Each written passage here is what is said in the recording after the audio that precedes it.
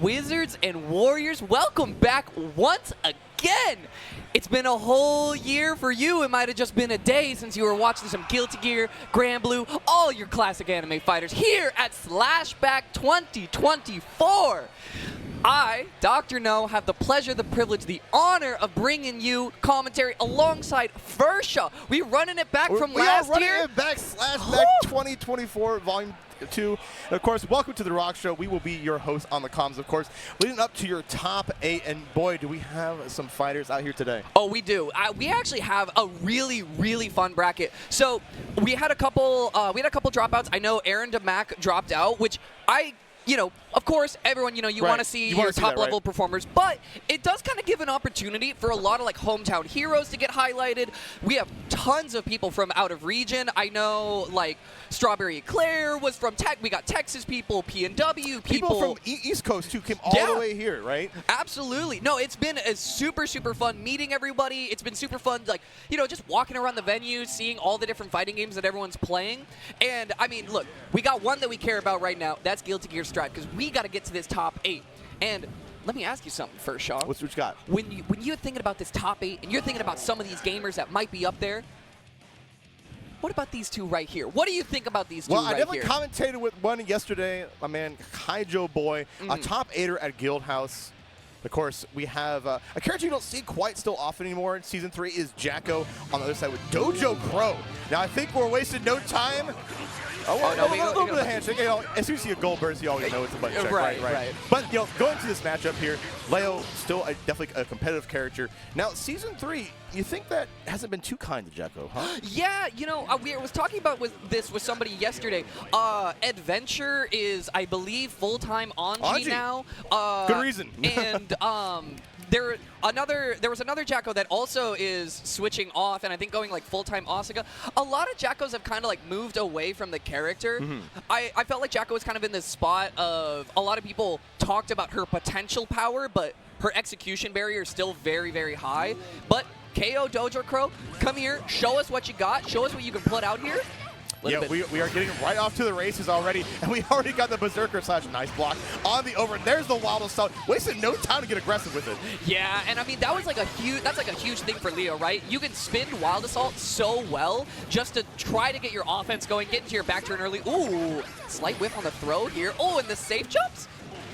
Oh, yeah, you got to catch the run through. KO Dojo Crow got the reactions on deck so far. Yeah, there's a reason they made this far. They're able to grab a Berserker / just like that, too. The one thing you have to watch out is that DP, as I was just about to say. Oh, we're going right into the Elysium Driver already? Yeah, get a PRC back. Yeah, and I kind of understand where Dojo Crow is coming from, just using all that meter. That is one thing that Jacko does struggle with in this season, and why we've seen kind of a little bit of a falling off of this character. She struggles to use tension as aggressively. You don't have a DP RC option, and a lot of your offense, you don't get fast red RC mix in there, so you're just using it on that to just give yourself a safe reversal. Totally valid from Dojo Crow, but Kaijo, he's doing a good job just kind of holding his space right now. Again, another one. Yeah, kind of 3 for 3 on those, to be honest, and looking good so far. Great tech. The defense from Dojo Crow, you talk about how they have to keep themselves safe, but RC and overdrives, and we don't have Meteor to keep herself safe this time, so we're going to take a full punish on the end from Kaijo Boy, who's going to get the wall break and the overdrive to boot. Yeah, not quite going to kill, but going to leave you with burst. Okay, maybe Dojo Crow is just Elysium overdriven right now to try I like that. to try to get some supers out, but backed up to the corner. Okay, all right. Chip damage. Cleaned it up, yeah, but I think we were seeing how hard this matchup is already between, you have to respect the DP so much. The booms that kind of eat through all the children you're kind of trying to throw out as well. And, yeah, you have to rely on a lot more defense to get around that. But you can rely on the meterless stun dipper, I like to call on 2D from Jacko. But fortunately, Kaijo Boy, auto retaliate. Oh, I love the whiff punish on the overhead. Yes, super good use of the backdash. That's one thing that Jacko has and always will, right? Is that really, really strong backdash. RCs just keep a pressure in the corner. I like giving the space there, but holds onto the minion just a little bit too long. Kaijo Boy not afraid to press into it. Yeah, good stuff. Knowing that you have to make a commitment once you have the child in hand. And there we go. Going to get that positive bonus of flowing. Yeah, just backing up to neutral for now. I like the use of S-Fireball from Leo. I actually think there's a lot of really good scenarios for it. And Kaijo Boy just, letting a couple rip, testing the waters with it. Ooh, kicks a minion right through, though. Yeah, finds a way to get through the Fireball War. And we got 2 on deck. Got the buff going as well, so this looks like the best moment we've seen so far in terms of set play-wise for JoJo Crow. Ooh, we got the conversion. Yeah, I would burst too. Yeah, yeah. You kind of got caught by a Marvel assist there. It bounced up into Dojo Crow, but meter-wise, this is a great spot for Dojo Crow, but we whiffed them throw. Got away with murder there for a little bit here. We're still living on borrowed time. Super jump away, I like it. Yeah, the boom once again kind of revealing its ugly head. Kind of been the bane for Dojo Crow in these last like tight-knit situations. Yeah, I was kind of hoping Dojo Crow was going to go for a couple, like a little bit more aggressive opportunities. I think was just a little bit too scared of, I mean, obviously Leo has some very good neutral buttons that you don't want to approach into, but there with little meter, after you already spent the RC, Dojo Crow can easily just kind of set pressure up with the super for like chip out wins if you really need to, but either way right now, it looks like Dojo Crow is trying to play it. Oh, were we going for a 5D to just counteract the Blitz Slap there? It might have been a little bit of like flubbing on trying to grab it once more. We've seen so many grabs earlier in the set. But again, another DP. It's been so hard for Dojo Crow to get any set play going because of that DP just existing and Kaiju Boy existing pretty well in this bracket so far with a 2-0. Yeah, doing a great start, honestly. Dojo Crow kind of like taking a minute to think here. You know, I think there's a lot of potential just to, you know, be willing to run your offense a little bit more. I kind of feel like Dojo Crow is fearing the reversal before it's been shown too much, right? You got caught by 1 DP in like round 2 of the set. You have to kind of trust your defense, but I guess if you're gonna get hit by all of them, might be a little harder. Yeah, we've seen so many series end up with a throw come out from Dojo Crow, and then you have to guess, are they going to DP or not? But even if they DP, it's just like they get rid of all like the minions too, so you have to start all over again. I'm liking these deflect shields coming out from Dojo Crow to give a little bit of space, but I also feel like Kaiju Boy can use that pretty effectively against Jacko. That's probably pretty effective. Yeah. Ooh. They're going to be effective. Here we go. Yeah, that's death. Not even going to get a chance to burst there, Dojo Crow. Winner's side life on the line here. Looking pretty difficult so far. You know, there's got to be some adjustment. I would love to see maybe a little bit more of the minion shield. That might be a way to start like mixing up in a way. Yeah, it could be a little hard just because of how fast a lot of Leo's buttons are, but we definitely need to start digging for something. Caught there, the second backdash gets read out by Kaijo, and we're gonna run offense here. Are we going for a run through? Okay, we are learning our lesson. We are respecting the defense from Dojo, but I think Kaijo Boy just has a little bit more. Just has like a little bit more experience, a little bit more like options in the offensive tank. Okay, that's a good start. I'm about to say I thought we were going to have the guest per game, but here we go. A potential comeback for Dojo Crow. I want to see it. YRC, I definitely agree with that. And there we go. We're going to end the set pretty convincingly. 3-0 on Kaijo Boy's side. Yeah, it just seemed like it was hard for Jacko to kind of like getting any semblance of game plan going. Yeah, I feel like maybe I understand for Kaijo Boy, you know, it's hard to want to try to be aggressive on a character like Leo, but you know, you have to take risks in this game. You do. You know, this game is a brutal offense-focused game. So if you're not going to take it, somebody else will. And it doesn't help that like the screen space is so much smaller than in previous Guilty Gear games that it's hard for some people that want to get that set play going to like avoid the aggression coming out from a character like Leo. But good stuff to Kaijo Boy, who'll be moving on to them. I see them talking afterward, which I love to see that too. Kind of like share things and whatnot too. Yeah. You know, people talk about like save stuff for nationals and whatnot too. But also, what if you just helped everybody get better? It makes you get better, right? Yeah. What if you wanted them to level up? Yeah. What if you wanted to level up too? Right. You know how you do that? How you do that? You come to these events. Like exactly. You show up to your locals. You show up to your regionals. And you also buy some merch. Show us the merch. You could also buy the merch. Great way to support the scene. Great way to support Slashback. Honestly, the best way, and I believe, if I am not mistaken, on sale until April 22nd. I actually will say the hoodie, very comfortable. I borrowed a hoodie from Schwa on the way over. Okay. Mad comfy hoodie. Would recommend. All right, yeah, and I'm also a big fan of the one made by your truly Irene in the bottom left corner. Very reminiscent of the First Take. If you guys are a big fan of the First Take on YouTube, has all the games on the back. Of course, got Elfeld rocking out there. We got Nier in the middle, of course. Very solid design. Check that out. And, of course, the Gundam in the top right corner, which Gundam will be happening later today. One of Slashback's favorites. but I'm also a big favorite of the next two competitors come up here. We do have Odd Toaster, who is from the P&W era. Yes, a Seattle native, you know, from your neck of the woods. Well, you know, one of my boys for sure coming up on deck here. Now, I got to spill the beans. Odd Toaster's been taking a break. He's been playing a lot of Valorant. I have been hearing a Valorant grinder, but they're also they're a multi-game star. They're a multi-game, and they just said, like, yeah, I haven't played fighting games in a while, but I entered 3 games, and they have been killing it still. So it's just like, this kid can do everything. So we'll see how much they can do here with Nago. Of course, we got Testament on the other side. Yeah, and Simfukai actually made an online splash not too long ago. Got top 8 in the FlyQuest Fight series. Okay. Was doing really well on the West Coast ladder. Testament, kind of another character that has lacked a lot of love in Season 3. Definitely one of the characters that kind of, I don't want to say fallen off, but has struggled kind of in this ecosystem with Wild Assault giving so many more routes for offense and things like that. I know right around the time Wild Assault came out, there was a lot of Testaments that were believing really hard in, oh, you know, like I have more conversion ability, I have, more you know, mix, different options off of this. But unfortunately, I feel like for Testament, as development has kind of gone on, they do struggle a little bit with using Wild Assault effectively. Some of the confirms are kind of niche, and you kind of have to really know your weights, know your like very specific spacing and hits. Nago being a bigger, heavy body does make it a little bit more difficult, but historically, a matchup that Testament can work with very, and as like a lot of Nagos have said, like, yeah, this matchup can really be done for Testament. There is definitely a nice win con, I think, for Testament in here, and it's on the onus of Odd Toaster to make sure, because they're a big spender. I'll let it rip right now. They are a big spender on the Blood too. But if Testament gets you the good spacing in the corner, that mid-range, where they can start throwing the meaty fireball that's going to be plus over and over again, and Nago can't move, that's just like kind of just the way you're going to be playing that match for the rest of the set. Yeah, absolutely. So we'll see how it goes. We're letting the intros rock. I love to see it. We got the Cyber Warrior Nago coming out. I love.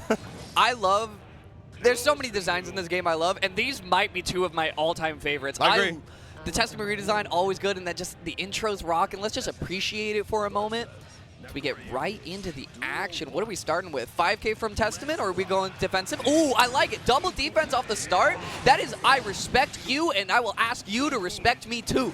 Now, I talked about how Odd Toaster is a big spender. We're already using a lot to get in here. So now it's on Odd Toaster to try to find a hit on block. Yeah. Or a hit to get some of his blood back, but now you're in a situation where Testament can keep you out. Yeah, super great duck there from Simfukai. And one thing I feel like we watched, if you were watching the FlyQuest Fight series, or you know, are a longtime fan of Simfukai, the defense from Simf, really, really good. Very, very solid, very willing to play patient, and I like that. Layers to the offense. Go for the throw, react immediately with the PRC, still get your punish in. Odd Toaster, you know, you said big spender. I want to see big spending in the right direction. It's just about, you know, sometimes you gamble, sometimes you put it all on black and it don't work out. Yeah, now we're seeing Simfukai be a little aggressive on round start, but Odd Toaster is good at diffusing that, and we see, okay, Simfukai gonna rush right back in, goes low this time. I'm curious to see how much experience Odd Toaster has this matchup, because it's looking a little grim so far. Yeah, there's definitely, I feel like Testament is a character you do not see online a whole lot, and, you know, maybe you can correct me. I don't know of a lot of this level of Testament that come out of P&W. So we have one. It is Spill, but you know they've only started to kind of rise up in our region here. But Simfukai is a different breed of Testament, as you're seeing right here. It is no small feat to get this far, especially go toe-to-toe with a player like Odd Toaster. Absolutely. Ooh, Beyblade off the rip. The bite. We go for a second one. Thinking about it. Ooh, no. Just the raw DP. I like it. Okay, Odd Toaster put in the pedal to the metal. Yeah, that was a lot of blood to be spending, though, and this is the risk, right? You end up in these situations, getting caught on a low. That's basically what we were talking about. See, now you got Nago in the corner, and now you can continue to the fireball, so you have to burst to get back in, but that 6P is deadly. Yeah, I wonder if we're gonna see Wild. Oh, actually, okay, goes for the crow, just gets Stain on. I kind of understand it. I actually really like going for Stain. It does set up your win con a lot more, but you know, plus frames, not exactly, I feel like, the most useful for Testament in that scenario. Either way, gets across the finish line for that round. Yeah, we're seeing a lot of great early starts here, but it's high finish here, and a great reaction coming up from Simbukai Retaliate in kind here. Throw the Mute Fireball, get the Stain on, get the extension, looking pretty good so far. Yeah, Simfukai's defense, I feel like, has been so solid so far. And that's honestly like a huge difference maker for this. Pulls up that Gotta great respect the plus frames. Yep, you're kind of stuck here for a little bit. Enjoy the ride. Yeah, and enjoy the wall break. Snap that glass. Hold on, let me let the succubus out for you real quick. Put him through the wall. They gotta get some action too. Come on, you know. Oh, they do. 2-0 on Simukai's side. I wonder what the adjustment from Odd Toaster will be here. I've been seeing them doing okay on avoiding Arbiter too, because that's one thing you have to avoid when you're like full screen with full blood. But if Odd Toaster can get in there first, we can kind of neutralize the whole thing. As I say that, gets popped, has the burst. Yeah, and I mean, just the HP disadvantage for that. I mean, you can burger mix your way out of this, but you need to find a kill there, and spending all of that blood. Look at how much blood we're already back at for not that much HP down on Simfukai's side, and that's going to be another round in the tank. Yeah, the game plan is simple. Just let Odd Toaster hang themselves, fall on their sword, if you will, and let them jump, let them spend their resources, and that's how you win this slowly but surely. Yeah, I feel like we've been doing just like a super, you know, we've just really been struggling to get any like super big offense running on Odd Toaster's side, and you know, they haven't even been given too many opportunities. Uses the deflect shield there and tries to get a little aggressive. I haven't seen a lot of clone from Odd Toaster in terms of the spending. Very true. Yeah, I would like to see maybe a little bit more of that. And we're, ooh, the great equalizer on the Blood Tube. Finally going to get a wall break, going to go right into the overdrive. All right, this is probably the best momentum. Going to get the non-animation and then the extension. I like to see it. Okay, full tension on Testament's side. Let's see if they use it for a YRC, PRC just to make themselves safe. And a well-timed jumping on the whiff. Yeah, and I can't say I'm liking Odd Toaster's chances here, especially getting hit there. See, okay. Guess for game? There it is. Able to use the Wild Assault there, but Odd Toaster, one last opportunity. Wild Assault, and we're going to Super 3 Glop.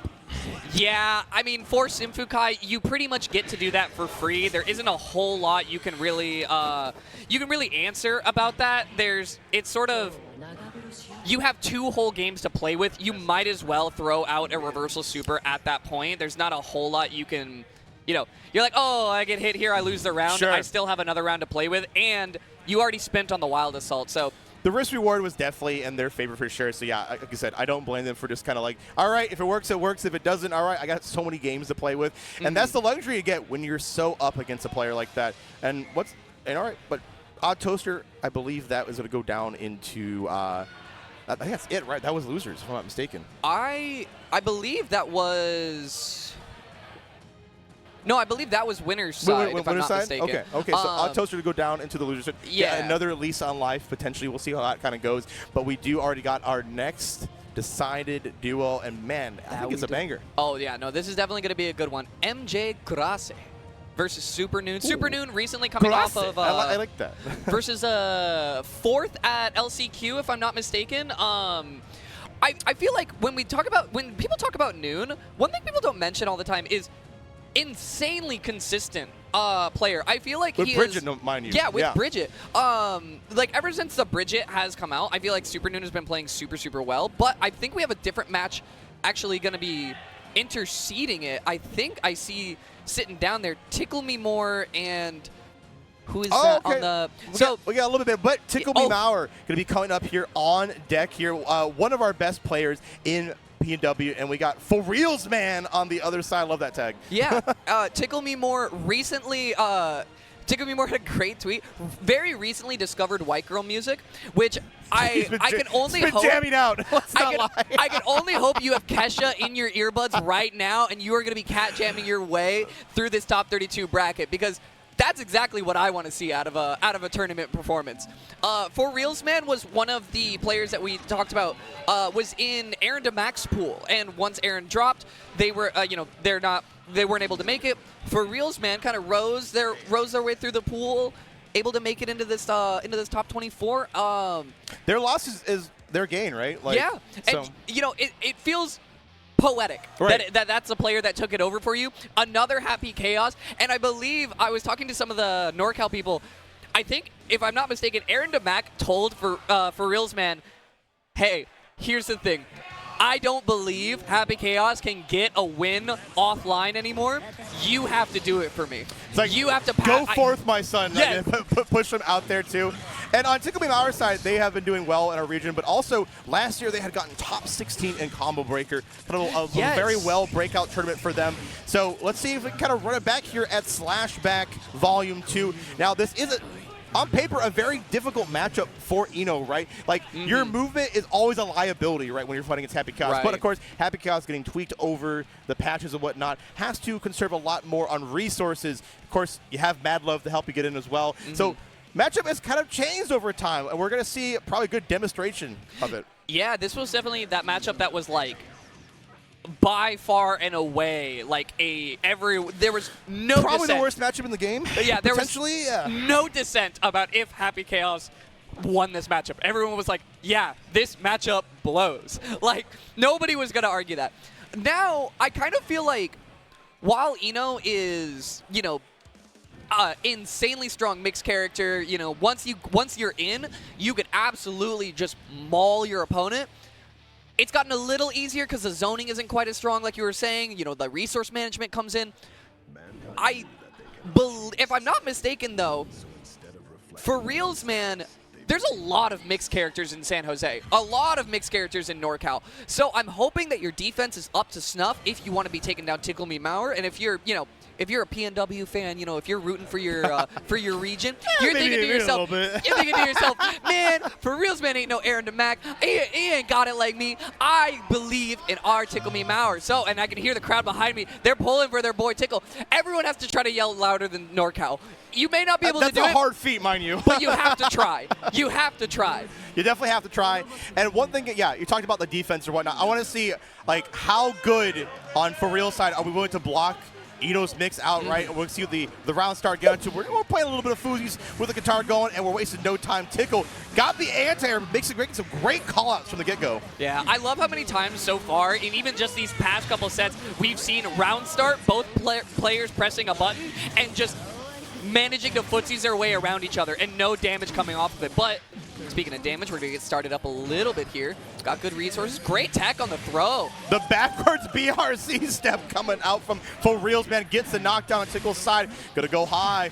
Yeah, going high once more. And that's, oh, okay, yeah, I like this. Hold on to the corner. Huge to hold on to the corner there. That was actually the difference in that round. Tickle Me. Great decision making to close that one out for Reals, man. Maybe starting off with a little bit more defense. No, goes for the 5K right off. I'm liking the thinking I'm seeing so far from Tickle, right? If I get aggressive, I can avoid getting cursed, and it makes the matchup a lot more easier for me, right? And I think also, Tickle Me More might be making some decisions around the burst economy from For Reals, man, right? You know they have burst. If you take a gamble on that round start and you win, you're forcing burst that much earlier.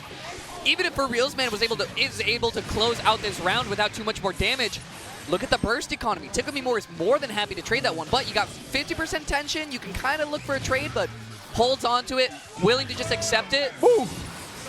And it's going to take burst advantage into this final round. Maybe some solid decision-making on the set play from Tickle. I like that they held on to burst, though. They can definitely use that as their own. For Real, man banked on a lot of dust earlier, and also bank it on the flex shield, which making Tickle burst them back into the corner. I definitely agree. Goes low this time. We've been going high for so much in the early parts of the sets. Yeah, and I kind of want to talk about that deflect shield being popped so early, right? That was, I don't have burst, and I'm a little scared for my life, so I'm going to use what meter I have just to try to get space. Tickle Me More trading with a burst of their own, wakes up with the super! That's going to be it. Yeah, it's that fear you're kind of talking about, Dr. No, is just like, I think Tickle can smell that. It's like, all right, I know how to retaliate it and defuse that whole situation and flip it on its head, and that's why Tickle is up. Yes, I 100% think that Tickle is putting a great amount of effort into just like understanding the mind of the match right now. Ooh, doesn't go for a burst read there, just kind of taking your damage for what it is. For Reals, man locked into the corner, but not out of options. Able to side switch there. Another low is going to open you up. Should be a wall break with the super.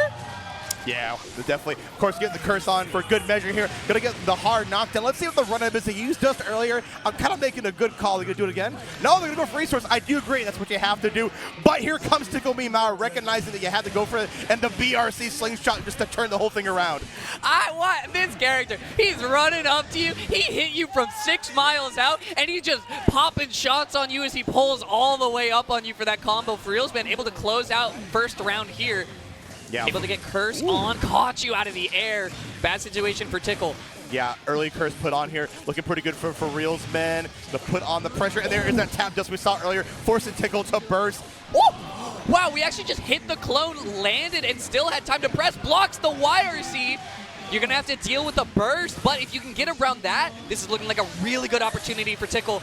Spinning for the super there limits your options to take burst, but great backdash from For Reals, man. NorCal is erupting in the background, cheering on your boy. Put the curse back on, and you kind of just need to hold this here. Has to reload, but might have given Tickle a chance here to make the comeback, and I think they did. They definitely did. Yes, I love that For Reals, man recognized that just I have to hold on a burst there, but that is a heartbreaker for Reals, man, because that was all of your momentum out the window when you weren't able to break the wall.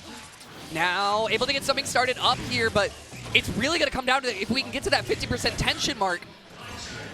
Yeah, we're seeing the nurse kind of come into play here as it gives so many chances for your opponent to get right back in. And there we go, the El Kabong on the dome. And we're going to get the full extension. Yep, going to charge up for good measure. Looking pretty good for Tickle so far. Yeah, earn what damage you can. Oh, I saw it. It was like a car crash in slow motion.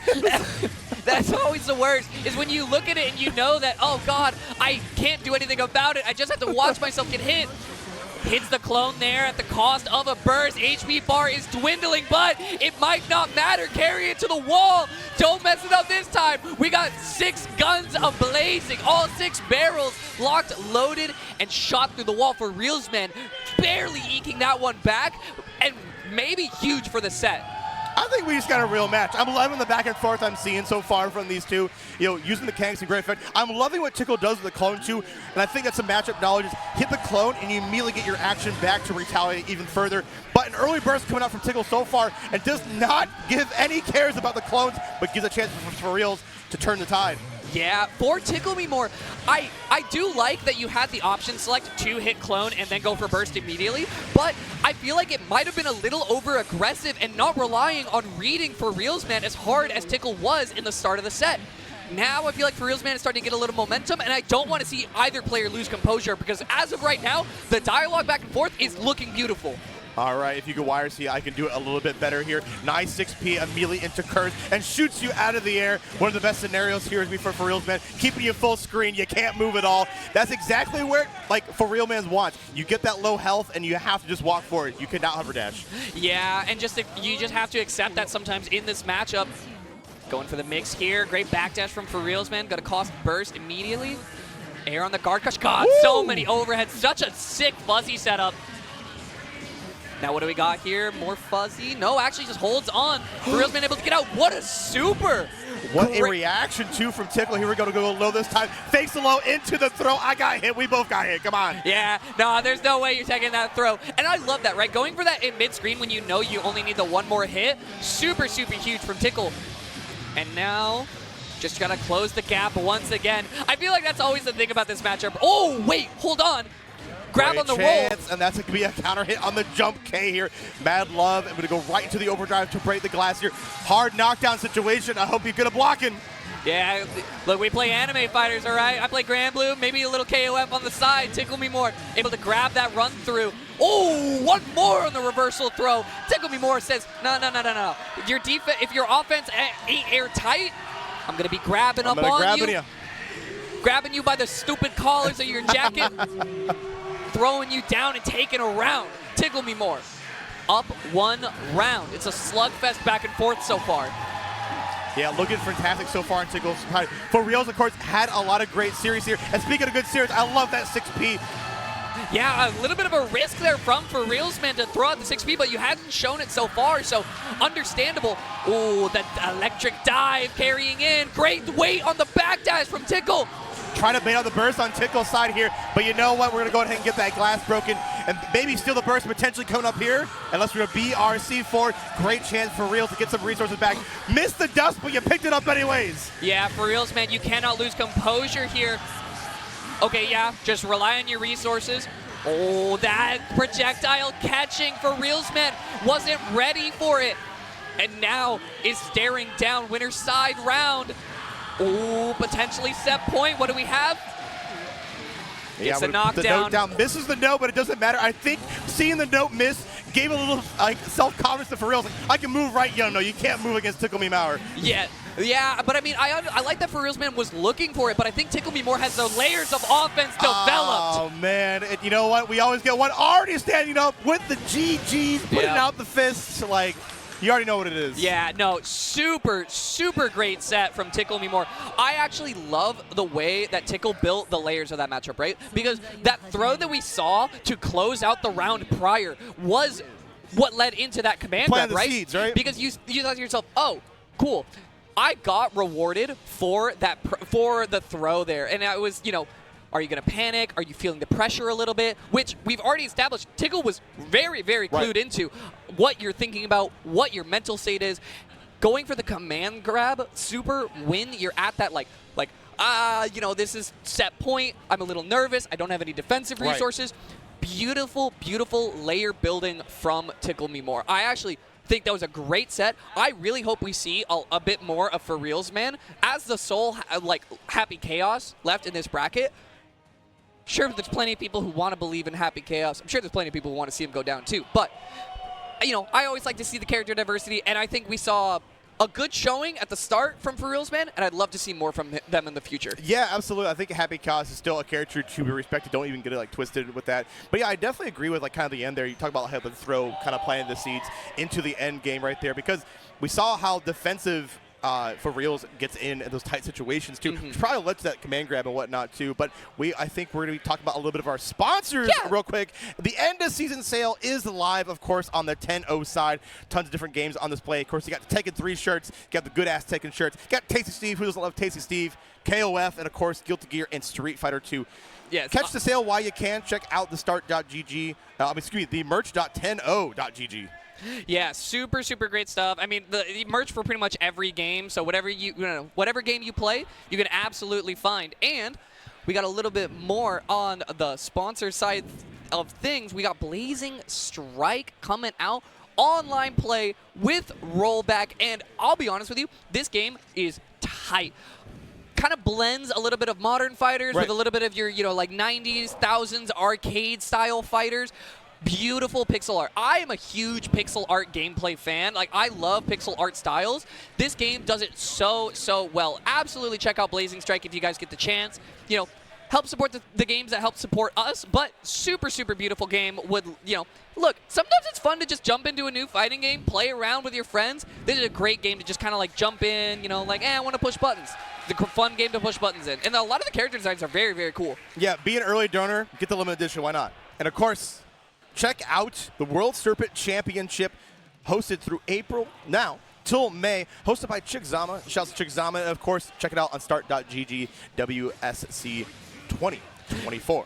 Yeah, and if you were watching BlazBlue yesterday, I know you were enjoying those matches. There were some really, really fun sets. Absolutely check out World Serpent Championship if you guys get the chance. And I'll be honest with you, if you are at home and you're like, I play BlazBlue, but I don't know, there's no real locals around my area, or, please, it's all online. Go play, enjoy the game that you love, and there's so many other people who want to enjoy it right there with you. So please, check out World Serpent Championship if you are a BlazBlue fan. And speaking of fans, if you're a fan of, maybe a little bit of NorCal, you might know this gamer here on the left-hand side there. Beneath Apology Man, sitting down at the setup. Sumimasen Man. Yeah, and we got Uwabami running it up against them. Uwabami actually a San Diego local. They had a great showing yesterday with their Johnny too, and I like to see Johnny be represented here. A character that also doesn't have many reps, but definitely a character, of course, to be respected. This will be a battle of range, Dr. No. Yeah, and I think, if I'm not mistaken, Uwabami is like one of the higher rated SoCal San Diego players. We kind of don't have like a solid PR developed, but I know that Uwabami is like one of the upper rated Johnnies on the West Coast. They're a high-level net play player. They had played in J-Eazy's Cold Shoulder Clash and got pretty far in it. So definitely, like you said, pretty good in the online department here. We're going to see how they do offline here at Slashback Volume 2. Now, like, how do you feel about this matchup going for like Johnny and Faust? Haven't seen too much of this. Yeah, so a little bit of an underrepresented matchup. I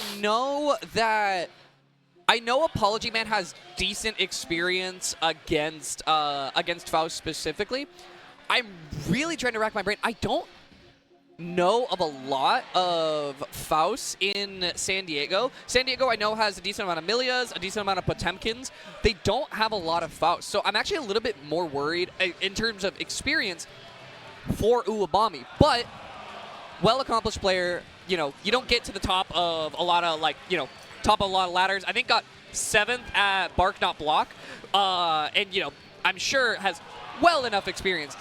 As far as the matchup goes, I kind of want to say that, obviously, Apology Man is a little bit of the favorite. I think Apology Man is favorite to take the tournament at this current point. For sure. I think definitely if you're hedging your bets on that, that's a good call. And I'm kind of curious, talked about with, you know, Johnny and Faust here, is that even though, you know, this is a player that has won so many Guildhouses, right? A big supporter here at the venue in terms of just going to your locals and whatnot. You love to see it. And we were flashing the Johnny there on the shirt too. This would be a great chance though, even though we have, you know, our hedging our bets for Apology Man to hopefully take this. Uwabami could change the storyline, right?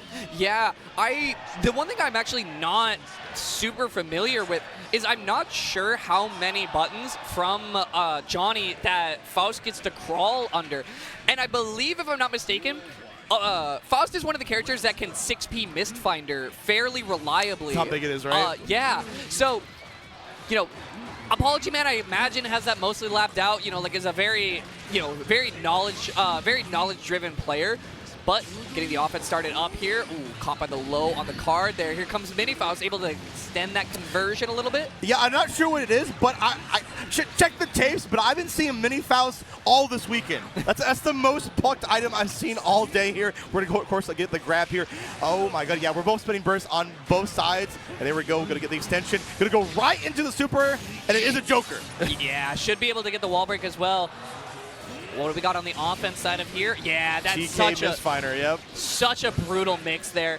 And Uwabami able to start off with an opening round. And I will say, you know, you were talking about all the mini Faust we've seen. I think those are actually just every other NorCal local every time Beneath is on screen. They're just this little gang of mini Faust. It's like the trumpet every time. As soon as he gets on stream, he sounds the horn. And everybody runs up cheering. Yeah. Like, NorCal, woo! You'll love to see it here.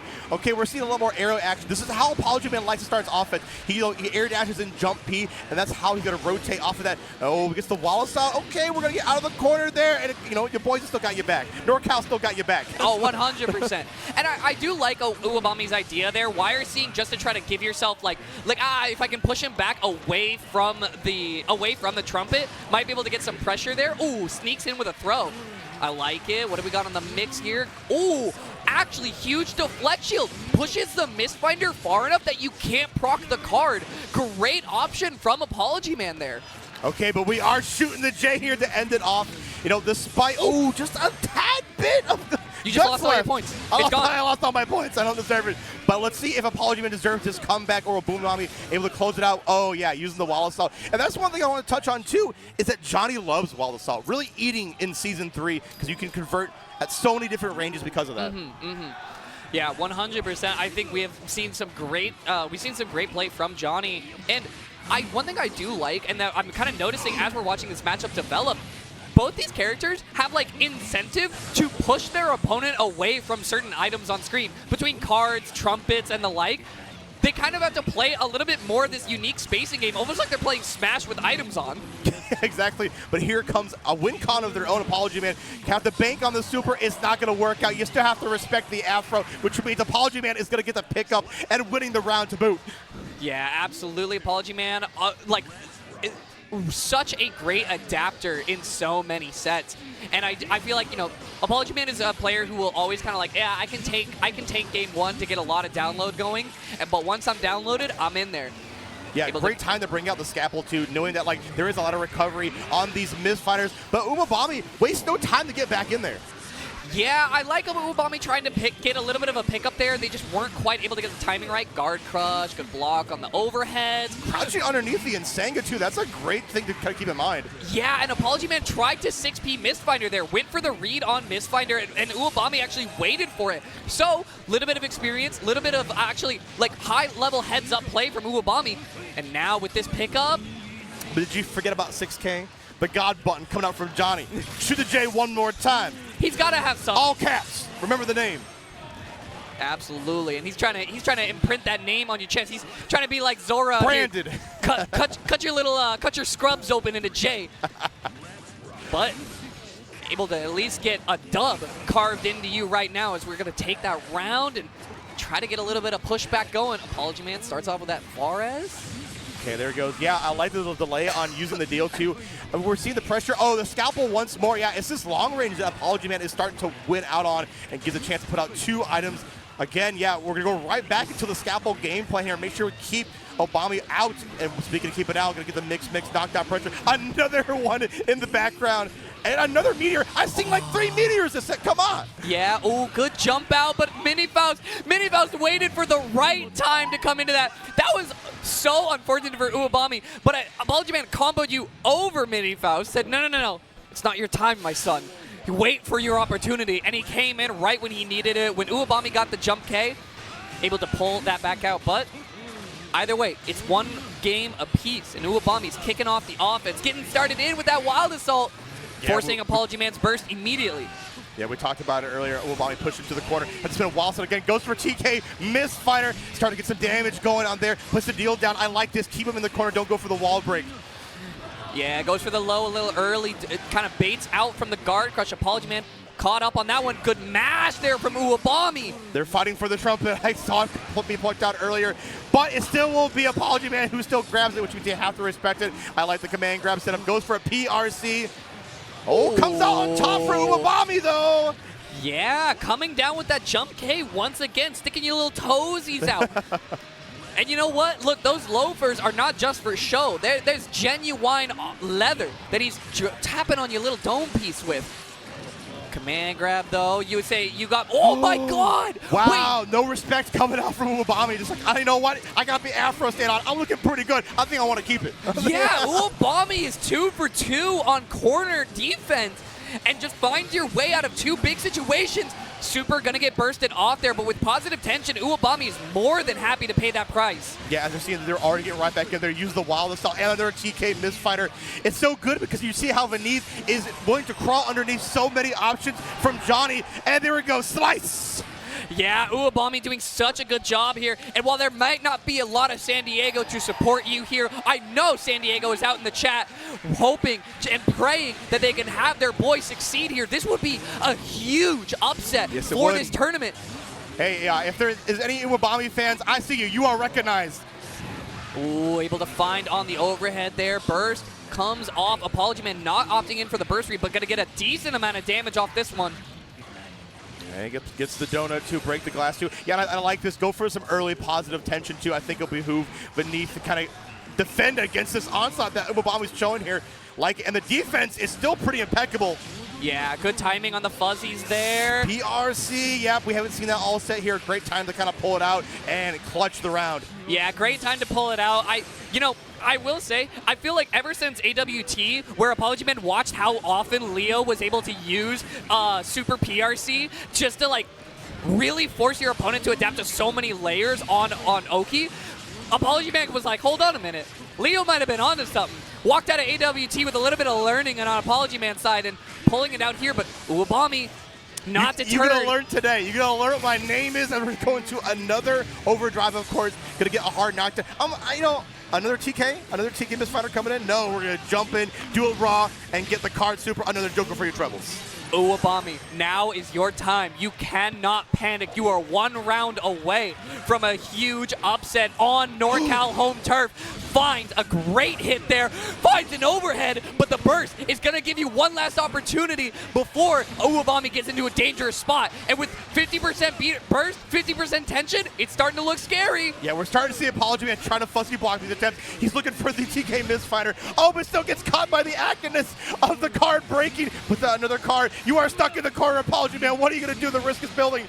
And of course, you're stuck on the glass here. One more chance for Apology Man in the interaction department. Yeah, getting hit that high in the air means Uwabami can't go for super, but with the command grab. This is huge. Yeah, this is where Uwabami can crack if you're not careful. PRC tries to keep the offense going, throwing out the buttons, throwing out the 5K, just trying to get something off here. Finds the counter hit. This is very huge for Apology Man here. Goes for the mix-up, goes for the cross-up. Apology Man is still going to be in this. We're going to break some shins, Dr. No. Yeah, Uwabami held on to burst. Hopefully it won't be you holding on to a game loss as we go through the glass here. Apology Man, what's the mix? PRC forward! We have That's RC! going to be it! Uwabami takes it over Apology Man. That is an insane set win for Uwabami, coming all the way from deep down south in California, able to pull out a win over Apology Man.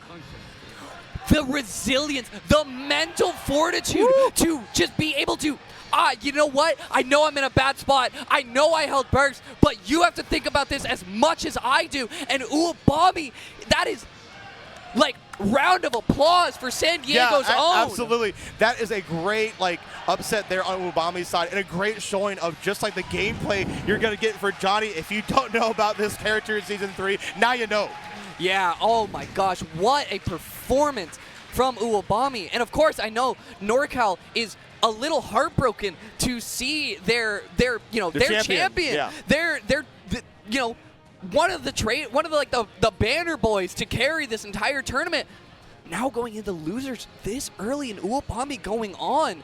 We started this block and we were talking about some of the hometown heroes, some of the players that might not be represented in those big major top 8s. But when you have a regional like this, you give them the opportunity. And for Uwabami, you took the spotlight with storm, with pizzazz, and confidence. On Sunday, of course, and whatnot. Yeah, and I love how on both sides, too, I got to give some credit to Apology Man. In the late game, we saw them take it a different angle on the meteor department, too, but it might have been a little bit too late. I'm hoping to see them kind of come back through losers.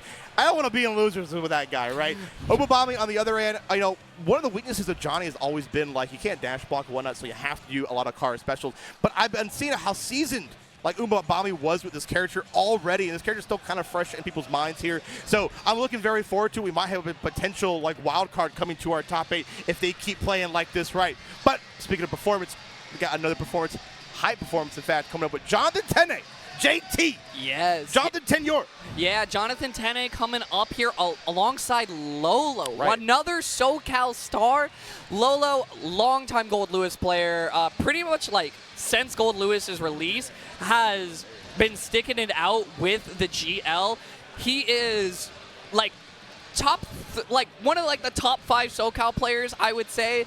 Debatably top 3. A super strong player. Got top 24 at the LCQ most recently. Super huge. I believe was also a top 8er at DreamHack San Diego last year. So, been around the block. Very confident player.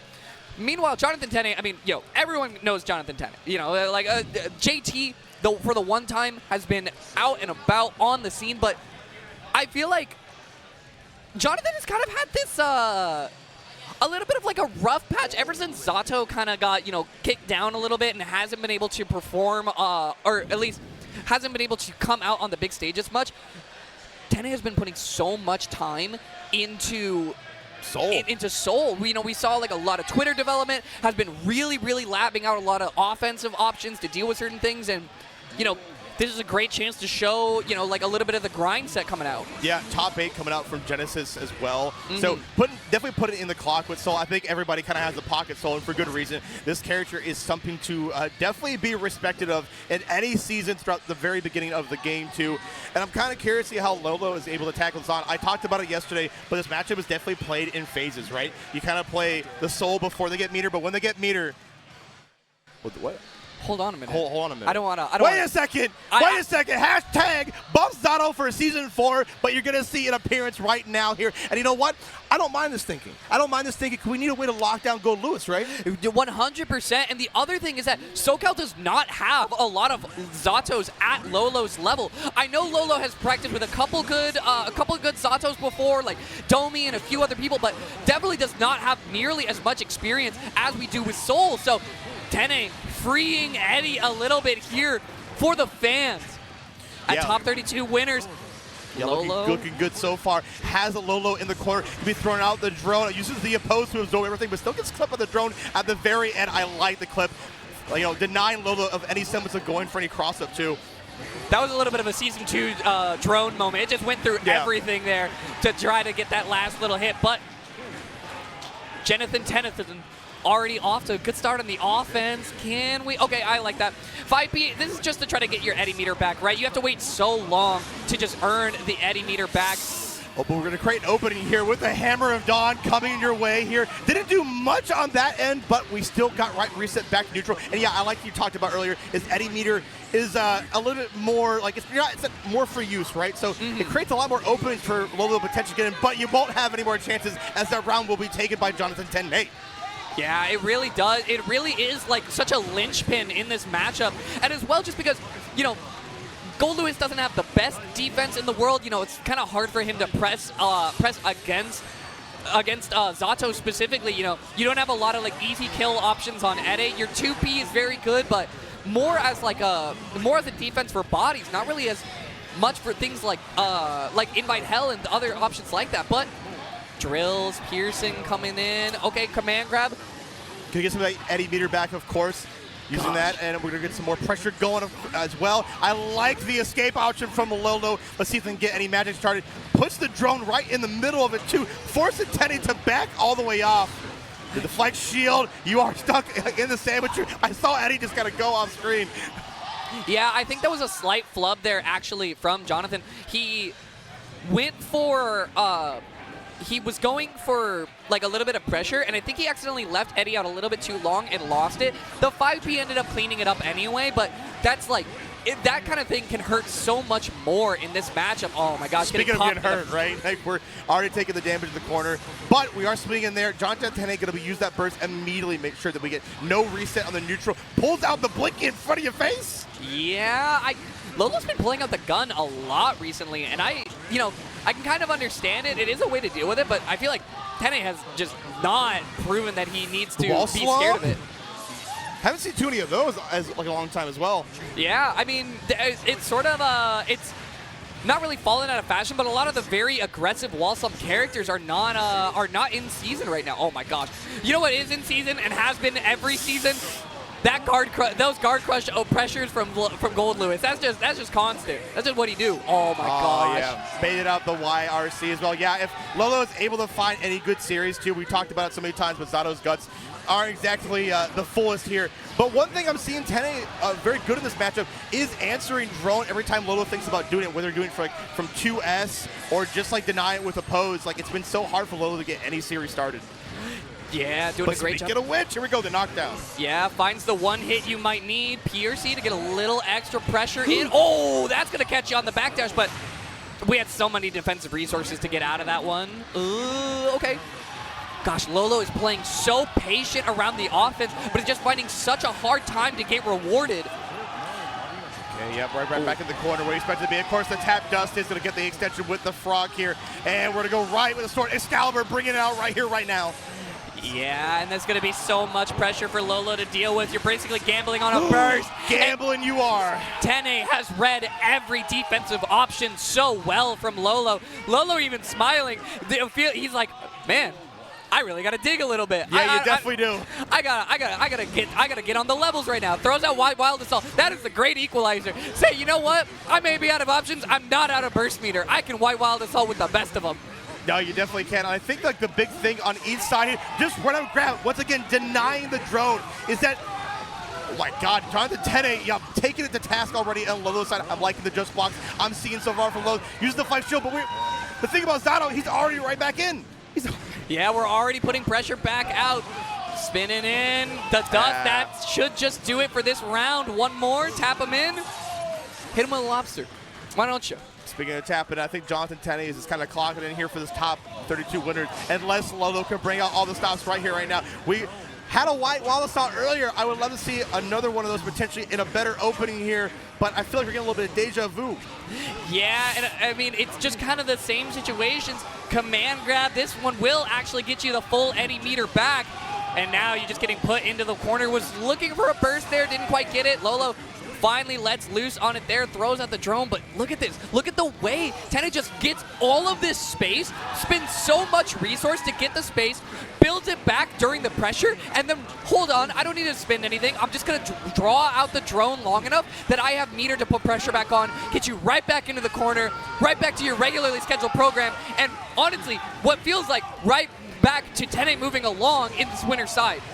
Yeah, you know what? You can nerf the character, but you can't nerf the player. But Lolo able to get out of the corner. This is your last chance, Lolo. Can you make anything happen? Oh my God, one more chance. It's looking so difficult. PRC, back throw incident. What you got, Lolo? Put down the drone. Come on, play for your life. Play for a miracle. Yeah, play for SoCal right now. You got to play for something but a trade. Tene's just able to take that one. 3-0 in a handshake, and NorCal is pulling hard for their boy. Lolo, you know, maybe a little bit too locked in on the crowd. Got the crowd chanting Soul instead of for Tene, not for Zato. They're cheering for Soul. Oh, yeah, we're with Soul, but missing, right? Got the pings going. But yeah, great showing from Jonathan Tene, of course. Very dominant performance. And bringing back out once Zato, you might see him a little bit more, of course, if Season 4 has anything to say about it. But yeah, that matchup was kind of interesting. It just seemed like Jonathan Tene was able to burst pretty scot-free because Gold Lewis doesn't have very much ways to bait it from that far range. He's a lot more committal too, where, you know, Jonathan Tene was able to burst, reset the whole situation, get the lockdown going, and we saw a couple little Wild Assault setups too, so that might be of, like, you know, a prediction of where things might go in the middle with that character. That character did get a buff. People kind of forget, you know, the break the law side switch hasn't really come out quite yet, but, you know, we'll see how the Zato meta advances here. It's great to see the character once again. Look, I will let you say that as much as you would like. I am not going to say anything about the strengths of Zato because I know that Hip Mafia on Twitter will come after you no matter. You don't even need to put Zato in the tweet. They will just know. I want a Zato strongest soldiers. Look. Come on. I got the hashtag going. You know what? I'm just being charitable. You gotta be a little bit charitable in dark times, right? You know, it's like, what, the 7 steps of grieving? Acceptance? I'm going through it, okay? No, I understand. And I'm here. I mean, you got the Zato shirt on already. You're already appealing to them. But speaking of appealing, I feel like this bracket might be trying to appeal to the SoCal in me because right now I see sitting down right there, Red Ditto, another one of SoCal. This is like a top 3 SoCal player. You know, I feel like out of SoCal, our like top 3 is Nubenheimer, who unfortunately was not able to make it out for Slashback. We have Stealthy, who is here, and Red Ditto, who is like easily our best Ram. We have a couple really good Rams, Akano, you know, holding it up there with like that top level of Ram, but Red Ditto, I feel like, has been a proven threat time and time again, was also top 24 at LCQ, is a huge like online threat versus MJ Krase once again. Yeah, Red Ditto been definitely a threat since the beginning of this game. Kind of early on, played a lot of online too, and just kind of been dominating with Ram. Stuck with Ram throughout the whole time, and you kind of love to see the consistency with that. And MJ Krase could be bringing out another Johnny here. Let's see how like the differences in these playstyles are from this one, and of course comparing it to like Umabami, right? Yeah, and I will say, actually, Red Ditto was top 8 at LCQ, but had like nail-biter sets. It was very narrow that he wasn't able to pull it out, and it was to Jiro, who is not here, but the other player was Krieg, who is here. Yes. So, you know, hopefully trying to gun for that run back. But I want to say, I know Red Ditto was like a little bummed after that. Red Ditto has one of my favorite Twitters after he either wins or loses, because he will never tweet words. He will just tweet an image. And I think he tweeted like the from regular show Benson just like sad with all the wings like around him. And it's such a great way, because when you talk to Ditto, that is exactly what he's like. He's a man of few words, but he has so much emotion in his heart still. He's like a great time to be around.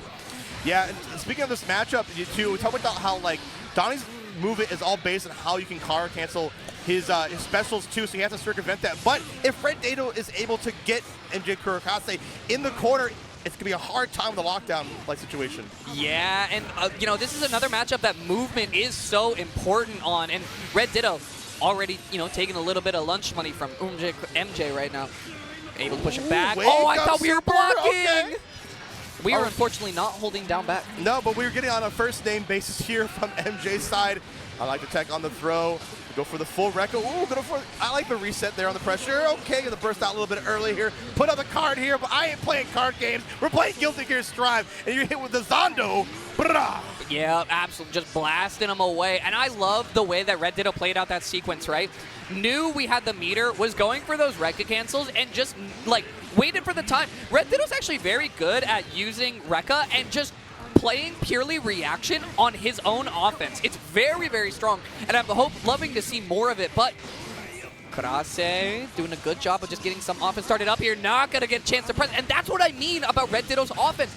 Look at the way he uses PRC to just react to every little thing that you do. It feels like Red Ditto, when he structures his offense, he is like, I know what I'm doing already. I am so confident in my offense that for me, I'm not autopiloting offense, but I'm running through the motions and I'm looking specifically at what you're going to try to respond with. Yeah, and responding in kind is coming up from Karase. That is not going to hit, was able to be right above the explosion. I like the idea, Red Ditto, but you're going to have to try a little bit harder. Yeah, going to need a little bit. Oh, 6Speed's going to get whiff punished hard there, all the way through the wall. Twitter combo. Yeah, the 6K is definitely one of the best round starts, of course, for Johnny. And there we go to get another quite good extension to Nsenga. And yes, we're going to go right once more into another super because we can guarantee this hard knockdown, which means we can go for a high-low mix. Yeah, Karase 2 for 2 on Shimmy and Shammy, and the way out of those throws and just getting a couple whiff punishes in there. Ooh, tries to get up before the guard crush can come in, but okay. Taps on you, dome piece with that JK. Coming, trying to chase, but double backdash from Karase. This ain't Mario Kart. Hey, what are you doing? I like that was coming in from MJ too, knowing that I have to be outside of Red Ditto's max range with the far slash and heavy slash, right? And that was a great opportunity to realign themselves. And that's what Johnny is about, is a character that could realign themselves to get in their optimal range. Absolutely. Oh, okay, starts off with a 5K there, trying to just get a little pressure going. Sticking your boots out. Ooh, goes for the wildest, a little raw there from Karase. Maybe trying to catch Red Ditto off guard, but this is like one of the better situations you could ever find yourself in as Ram. You don't have meter for RC, and I have rocks that I can pull up on you at any given moment. But speaking of pulling up, Karase pulling up with that close as. Yeah, we do have the flex shield, but we are going to bank on jumping out and reversing the whole situation on its head. Going to go for the throw and put back out the deal. Yes, we are, and of course, we're going to get a wall break with the wild assault. Yeah, getting a little bit more pressure going for it. What do we got with these plus frames? Fuzzy setups, and Red Ditto kind of getting smoked a little bit, just not ready for Johnny offense. Yeah, we saw earlier that MJ was willing to just kind of rock the mid-miss fighter this time, and that's the thing that plants the seeds in your mind to get hit later on. So MJ is definitely playing the long con, I feel like, in the set. Oh, okay. Not going to be in quite range. Oh my gosh. Karase is pulling up on Red Ditto time and time again, and Ditto has not had an opportunity to respond. Yeah, always making sure to throw a lot more of these deals too, even in the middle of pressure, because if Red Ditto's not willing to stop you, I'm going to keep doing it. Yeah, okay, able to chase down there with the 2K. Should be able to convert all the way. Holds onto the corner. We're blocking that super. Great awareness from Ditto. Yeah, fool me once, you can't fool me again here. Of course, we're going to go for the double beam action. And now we have seen the new move, the rock, come out from Red Ditto, and it's been proving fruitful, but I think that we've kind of given up on that game plan, because this game plan is working out just fine, Dr. No. Yeah, this is looking pretty good. I don't imagine we're bursting that. I think we're just accepting that this one is going to get air-failed. Right? Yeah. And I like this for Red Ditto. Let's see what the round start is from Karase, though. Oh, we're getting aggressive still. Karase has not had opportunity where they've thought, I'm gonna hold back a little bit. Red Ditto maybe needs to find a way to take advantage of these round starts a little bit more, but able to start off, gets a restand there. Oh, yeah, caught on the cross up there. We've been seeing MJ kind of like rely on these backdashes and jumps a lot more, so we've seen a lot more stagger pressure coming out from Red Ditto and was able to clip MJ out of the skies. You're going to be doing some optimal damage to boot. Yeah, I'm actually kind of surprised. I would have thought Red Ditto was going to hold on to the corner there, but just takes the damage from the wall snap. And now he's going to have to deal with all of this meter and all of these resources. Gets the burst bait, though. Speaking of resources, though. Yeah, you know what? You got all these resources, but what if I'm just better? What if I'm just him? Oh, wait. I'm just him. Exactly. Ditto able to answer back with the game there, getting a better end of this round start, but great backdash from Karase. We're right back into it.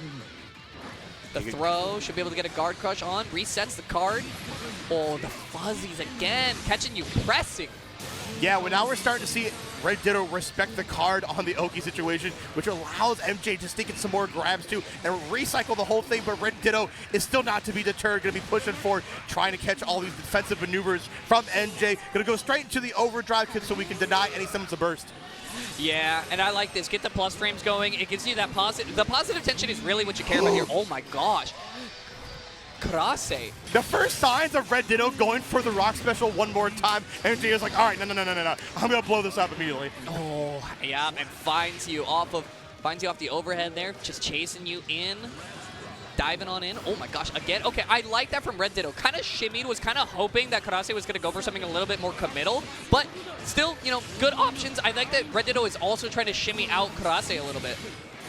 Okay, coming down here, throwing the fire card this time. Yeah, we're staying back a little bit. Once more, every time Red Ditto runs up, MJ is always trying to backdash too, which Red Ditto has scouted out so many times, but MJ still fighting back here, gonna have to burst out of that whole situation. Ooh, I think Red Ditto was actually reading and going for the air-to-air there, but just not quite able to find it. Oh, that's not a great press. Super, you're going to be a little bit pressed for resources, pressed for time on your life. I actually almost think Karase should kind of just tank the loss here. The longer you're extending this round, the more time Red Ditto has to try to get some burst gauge back. That's the thing about Season 3 is the burst economy is definitely a lot more skewed and helps you out in later rounds, of course. But a chance for Karase to make this comeback? Yeah, BRC for BRC. Yeah, great spin. Red Ditto just able to risk throwing out the sword there. And look at that. We're already almost back up to burst. I like that Karase is going to play every round like it's winnable. That is definitely a mentality to hold. But either way, you know, different mentalities, right, different understandings of how you want to play out the set. And Karase's offense, I feel like not even a bad idea to be relying on it because he has been doing amazing so far. Yeah, amazing they have. And wow, almost on the verge of a perfect, unless we don't jinx it here.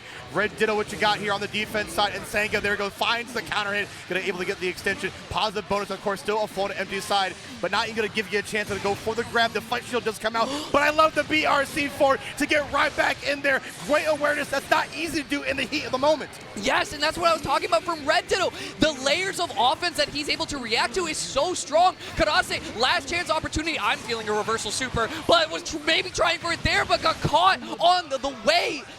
I think might have been actually going for either fuzzy or reversal super, but I'm not sure, but just kind of got caught on the Oki, and that was a huge wind in the sail for Red Ditto because winning that one is huge for momentum. Yeah, it's just great use of mechanics, able to kind of slow down time. And you know, I can't react to everything, but I can make opportunities I can react to.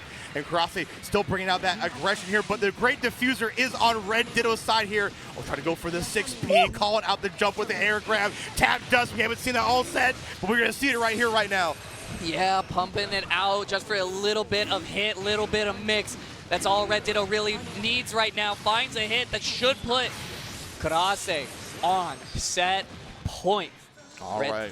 What's Karase, what you got here? Yeah, are you still gonna be aggressive on the round start? Goes for the pull up. Both players were kind of looking for a little bit of reaction. Karase just a little bit faster on the button.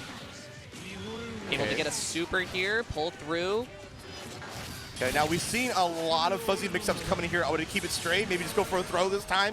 Yeah, with meter nowhere near 50% tension, I like this. I actually really like going for a throw. That gives you enough space to just build the meter back up, and Red Ditto losing it that fast, you know, like we were talking about, burst economy.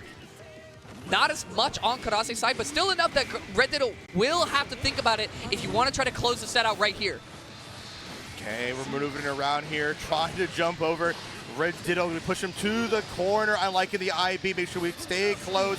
Finds a good time, well jump in. It's looking pretty good for Red Ditto so far. To spend an early super, and that's kind of the name of the game. We want to make sure, even though we're going to give you burst back, we want to make sure we get that damage in. Yeah, Karase took a big risk pressing on that Rekka, and now is caught in a bad situation. Oh, PR sees it out. We're still willing to press, though. Yeah, you're so risky for that one, Karase, but you know what? Play like it's your last, because I think it's going to be. Oh, okay, great overhead setup there. The throw gets a reset. Pull up a card. You ain't playing Balatro. You're just going to need to score off the hand that you came with. Up in the air. Can we get there? Keeping him locked in this corner. Can you let Red Ditto escape? I don't think so. One more throw. Yeah, rinse and repeat coming out from Karase here. Another throw. I'm liking what I'm seeing.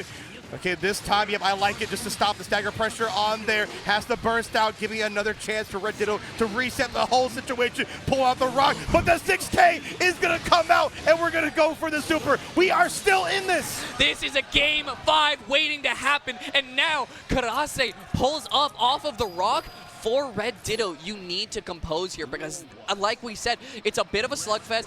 Each game win is so much breathing room for the opponent, but now there's nothing left. It's final hand time.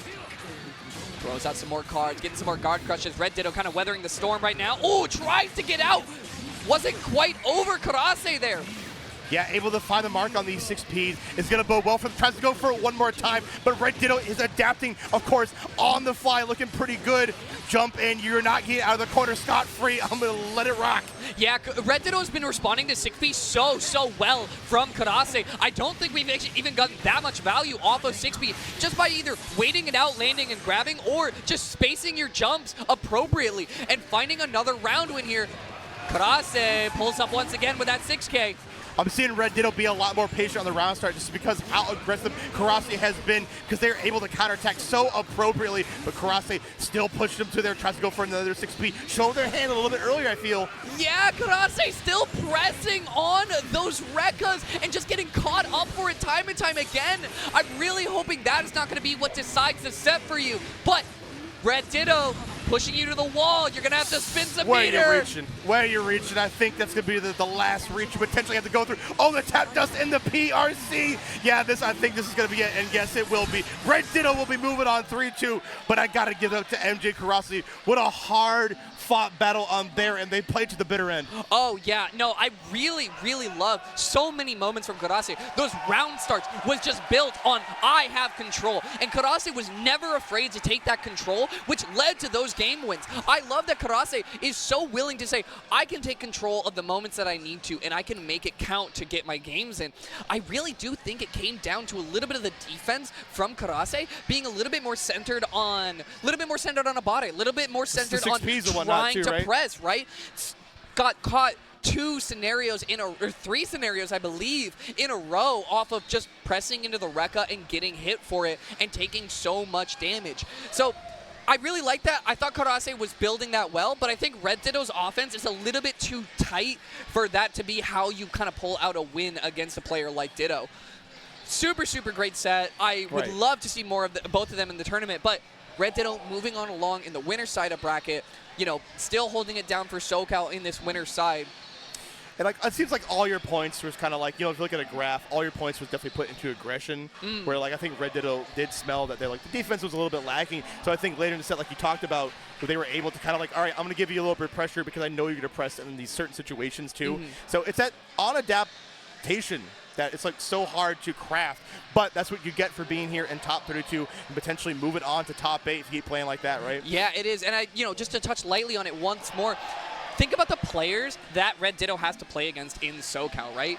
players like Nubenheimer, Stealthy, Trevor Sue, who are all amazingly defensive players, right? They are so defensively strong, and especially characters like Axel, you have to really, really be locked in on the offense side of things to not get like randomly 2K'd, or especially against, you know, players like Trevor Sue or Stealthy, who are so good at kind of like picking their opportunities for reversal supers and the like. I feel like Red Ditto just has such good reactions when it comes to his offensive game plan that, you know, Kurase might have just not been ready for in that set.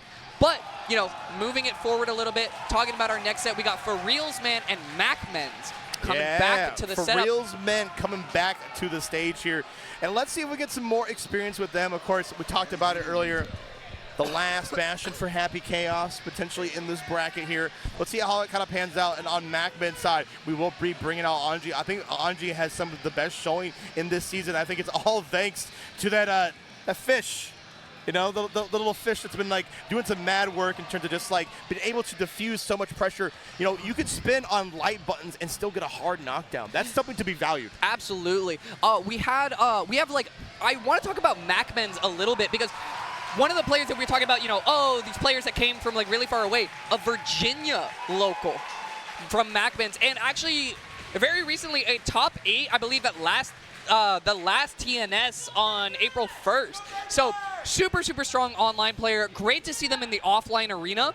I am really, really excited to see a little bit from MacMen's. I know For Reals Man has plenty of Anji experience. You have Brone, you have plenty of other really strong Anjis in the NorCal side of things. So I feel like MacMen's, can you bring in a little bit of new stuff? Can you bring in a little bit of new potential to, you know, to kind of mix things up on For Reals Man? Yeah, it all comes down to player play style, and so far, looking good so far. Keeping For Reals in the corner. And yeah, it's going to be a little bit difficult, even though we have full resources on For Reals' side here. MacMen's doing great use of it, using the wall assault. Going to get the knockdown, run up, get some stagger pressure going. You block the overhead. Yeah, that's that experience we talked about, Dr. No, is that, all right, I know how to block these setups, but MacMen is still pressing forward and able to take the round. Absolutely, still getting damage. And also, can we talk about how sick this Anji color is? I feel like I don't see this color super often, but just a little Shadow the Hedgehog palette always goes a long way, at least to me. I don't know. The only one with the edge right now is to be For Reals Man, taking them to task here. Tries to put it on the curse end, but does not avoid getting grabbed out of the skies here. Now we have For Reals Man is in a good position, and the defense on MacMen's side is proving very fruitful. We got to psych up though. Yeah, you're going to be holding this block for a minute. What are you reloading in my face? Get that out of here. Fan beats gun. You ever heard of that? Come on. Yeah, great reactions from MacMen's to pull that one out here. Overhead, that's death unless you burst. Yeah, Anji's damage is nothing to stuff at for sure. No, and that's one of the things that, like, I feel like we've seen so much greatness from Anji recently is, you know, Fish, like you were talking about, a great new button for the character, but the damage that this character gets off of his mix is so real nowadays. Starts off with a good throw on reaction to the spin. Right. Yeah, tap dust. Yeah, great blocks too. And it's so difficult to challenge after that because Happy Chaos has the pleasure of able to whiff cancel after using his buttons. Ooh, thinking about it. Put a little, scratch your noggin a little bit. Trying to get some bright ideas in there. Bright idea might have been that 6B, use your head. Yeah, speaking of 6B coming out from MacMen's on their side, uses the PRC to go low. One of the best mix-ups there from on Anji's side here. Puts the curse right back on, but fighting for your life is MacMen's, and then talking about that damage coming one more time. Going to be breaking that glass, using with the Sonic Boom. Yeah, great conversion there. Able to get your damage in. Cool him off a little bit, fan him off. And now with this last pressure, can you close out the round here? Tries to go for the reset. Great reaction from For Reals Man. Gets out of there. One of you was taking a throw, the other one was throwing, and both of you were wrong. There's going to be only one right here, and For Reals Man always has a little bit of health on there. They are backdashing for their life, but you just have to watch out for the Fujin. Ooh. And MacMen's getting some great offense here. For Reals Man says, I might have, you know, NorCal Anji experience, but do you have MDVA Anji experience? That's right, the Virginia Anji is out here to play, but For Reals Man is going to be going into the Deus Ex Machina. Yep. Let them barrels start smoking because you're going to need all 12 shots. Okay, reversal throw, going to put it out the Shih Tzu. Got to respect everything, the fan, the butterfly, the bird, all of it one more time. Tap dust this time. Throw a little bit of wrench in the mix. I like it. Yeah, I actually super like that mix from MacMan's, just building a little bit of layers. Doesn't bait on the YRC, but either way. Grabbed out of the wall solid. Did you see that? I think that was some quick hands come up from MacMans, and it's enough there to take another game. 2-0 for MacMans. Yeah, MacMans has had some serious reactions. You know, MacMans, talk to me. Who are these Virginia? You know, talk to me. What's in the water out there, right? Yeah, what's in the water out there? You got some happy chaos that you guys experience against?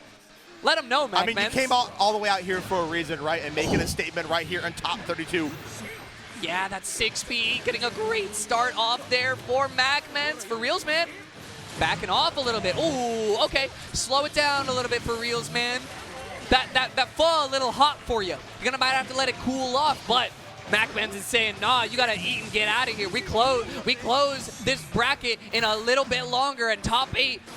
The door is swinging closed. You want to be in for it. You got to work for it. Yeah, speaking of swinging, MacMans is definitely swinging on this pressure. But for reals, men, trying to bait on option. Fine doesn't roll through. We haven't seen too many of those in the set, but it pulls it out just in the nick of time here because your bracket life is inching closer and closer. Oh, yeah. Great reserve there from For Reals, man. I know you're thinking about the JS. You want to put pressure on, but MacMans with that much meter was just a little bit too hard to beat. Ooh, the clone. Yeah, I think the clone is a way to kind of diffuse some of this Fusion pressure, but it is not diffusing MacMans for trying to try again. Okay, we're putting the wall up. For reals, man, trying to find some aggression, but you get hit by the low. It's so difficult because of the car canceling of the Fusion. He can come all the way downtown. Yes, and I want to talk about MacMans' spacing just a little bit. You know, so many other Anjis think, oh, I have spacing game based off spin. I'm gonna make you not want to press because of spin. But MacMans' whiff punishes have been so strong. And look at look at the situation. For reals, man has to battle back from it. Fish finally closing that one out. MacMans with a perfect. Woo! Yeah, bringing out the fish just in the nick of time to get that perfect there too. But for reals, man, I think for real, you're going to be out of this tournament. You had a great showing, of course, with the Happy Chaos. You know, it's nothing to scoff at here, getting top 32 at one of the biggest stacked offline tournaments here, Slashback Volume 2. Yeah, I want to give just a little round of applause, of course, for MacMans. You know, you flew all the way out here, and, you know, you never want to be back on that flight home just thinking, man, I could have done better, I could have done this, I could have done that. But beautiful, beautiful stuff from MacMans. A great performance from For Reals, man. You know, super happy to see you play. You know, NorCal local, but I mean, hey, there's only so many NorCal reps that we can get into this top 8. And if it's not you, it's not you. For MacMans, beautiful, beautiful play. I believe we got a couple more matches from you before we get into this top 8. That's right. Chat, I just want to say thank you for joining us out here on this broadcast. We have had such a great time bringing it to you. These matches have been electric. We've seen a lot of sweeps. We've seen a lot of really close sets. And honestly, we've seen a lot of players that we get to highlight from all different regions. So that's what I love personally. Just you. Just you. It's great to be reunited once again with Dr. No. We commentated last year on the same block even, right? So it's great to kind of like champion these players out here at Slashback. Offline is back. You love to see it, and you love to see some more matches come up soon. And also, you know, if you like to see a little guy called Apology Man, I believe. Is he up there? We do. We have a really, really, really great set up in front of you. So, Apology Man versus Trevor Sue. So, I believe this is actually a very interesting point for Apology Man, because Apology Man, if I'm not mistaken, had to beat Stealthy to get here, who is oh wait, no, that is not, excuse me, that is not Trevor Sue sitting down there. That is Super Noonicus. What's that hat say? I've never seen this man wear a hat before. I'm trying to get a peek at it. He's got a lot of words. He's got words in the hat, and he's got words in the shirt. Everything we need is already here. Well, let's see if the victory is already here, because this is losers. Yeah, it is a loser. This is a loser side match. Something I did not expect. These were two players that I thought were just going to be chips down, be in our top 8, right? But one person now has to go home. Yeah, and now who does NorCal root for? They have their NorCal boy, but I know Super Noon is our kind of like our SoCal transplant. You know, Vegas, I believe, is on the way to moving to SoCal, if I'm not mistaken. I don't know exactly. You know, I heard that last year, and I know last year for the crew battle we kind of stole him for SoCal, Team SoCal, but Noon has been doing a super great job recently. I think Apology Man beat Noon at the LCQ, if I'm not mistaken, to get into this, to get through the qualifier and into the group stage. Yeah, that's for certain. Like, they played so much, so they have a lot of experience with each other, so you might see a little bit of shenanigans on there. And you know what? I'm seeing they're ready to be. Well, let's see if you're ready to be the victor here between these two. Super Noon looking a little bit like incognito mode right now with the head on him. So we weren't even ready for it here, but let's see who's ready between these two here. Of course, probably Bridget and Foss. I have seen Noon bring out Ram in a pinch. Could be here. I mean, if you're fighting for your bracket life, why not? Yeah, and I really, you know, I just can't believe that this is a loser side I know. match. This is, like I said, this is something none of us are really expected here, but expect the unexpected. Anybody can make an upset at a major like this too, so you better be ready here. Yeah, 100%. And I mean, I know both of these players are going to be in Vegas for Level Up Expo coming up pretty soon. Right. So, you know, this is going to be great practice for there, but I know both these players want a way into that top 8. Would love to get us to just, you know, pull out a little home turf dub for Apology Man. And look, I'll be honest with you. Everyone loves going into a region and having an upset over the players in that region. Maybe that's just me, but anytime I'm competing out of region, I just think to myself, I want to beat a little hometown heroes. You know, I kind of want to make a little people upset. You are invading, right? So I definitely kind of get that for sure. You know, you want to make your hometown proud, of course, right? So sometimes people fight for themselves, sometimes they fight for their region. You know, some people fight for their friends. Yeah. But I know Foss got a lot of friends here. We've been seeing so much good RNG on the midi Foss side. Let's see if we can keep that good luck going here, of course. On that, okay, there's the Ram. We're bringing out the Ram early here. Now, I think the process is just like we can stop like Foss game plan from like being an opportunist with his items if we're able to lock down pretty early. Now, Bridget has to have probably a little bit more setup. And, of course, her box is pretty big, and I think Foss is good at combating that. Yeah, I'm actually really interested. I don't know a lot of Super Noon's thoughts about Bridget into Faust specifically, but I do remember, I believe he also pulled out the Ram at LCQ. So, you know, at AWT did the same thing. I would, you know, it must just be a comfort pick or, you know, something Noon is kind of just like pieced together about the matchup. Either way for Apology Man, both these players have plenty of experience, both against each other and just at the matchup in general. So let's see how it kind of pans out, because if Noon is able to do well here, we could see a switch, or we just could be sticking with the Ram. But looking good so far, putting Apology Man in the corner with the lockdown. Nice J2K coming up from Apology Man, though. Yeah, Super Noon starting off with a bit of risks and a bit of rewards for them. Just 2 flip kicks right off the jump, and even just goes for the throw. While the Saul gonna get that cracked glass, what we got with the mix. Oh, picks you up and puts you down. Welcome to dive. I like the delayed meaty coming out from Super Noon, catching the backdash from Apology Man. Apology Man known to be a chronic backdash in a pinch. Ooh, okay. Gets out of the range of the flip kick there. Wow, what a 5K fine from Super Noon. I'll see a lot of meteors, I gotta say, too. Yeah, and I actually really want to point out, Super Noon went for rock there, I believe on reaction to the meteors, was trying to prevent Apology Man from being able to go into the Scarecrow and set the mix-up off of it. I actually think Super Noon, that might have been like a little bit of matchup knowledge, a little bit of like level 10 thinking on that. Yeah, the rock definitely also prevents you from just like pulling items kind of raw in certain spacings too. So I definitely kind of see the vision right there. But the vision is definitely going to have an afro on your head, Super Noon. How you going to deal with this? Now you're getting blown up.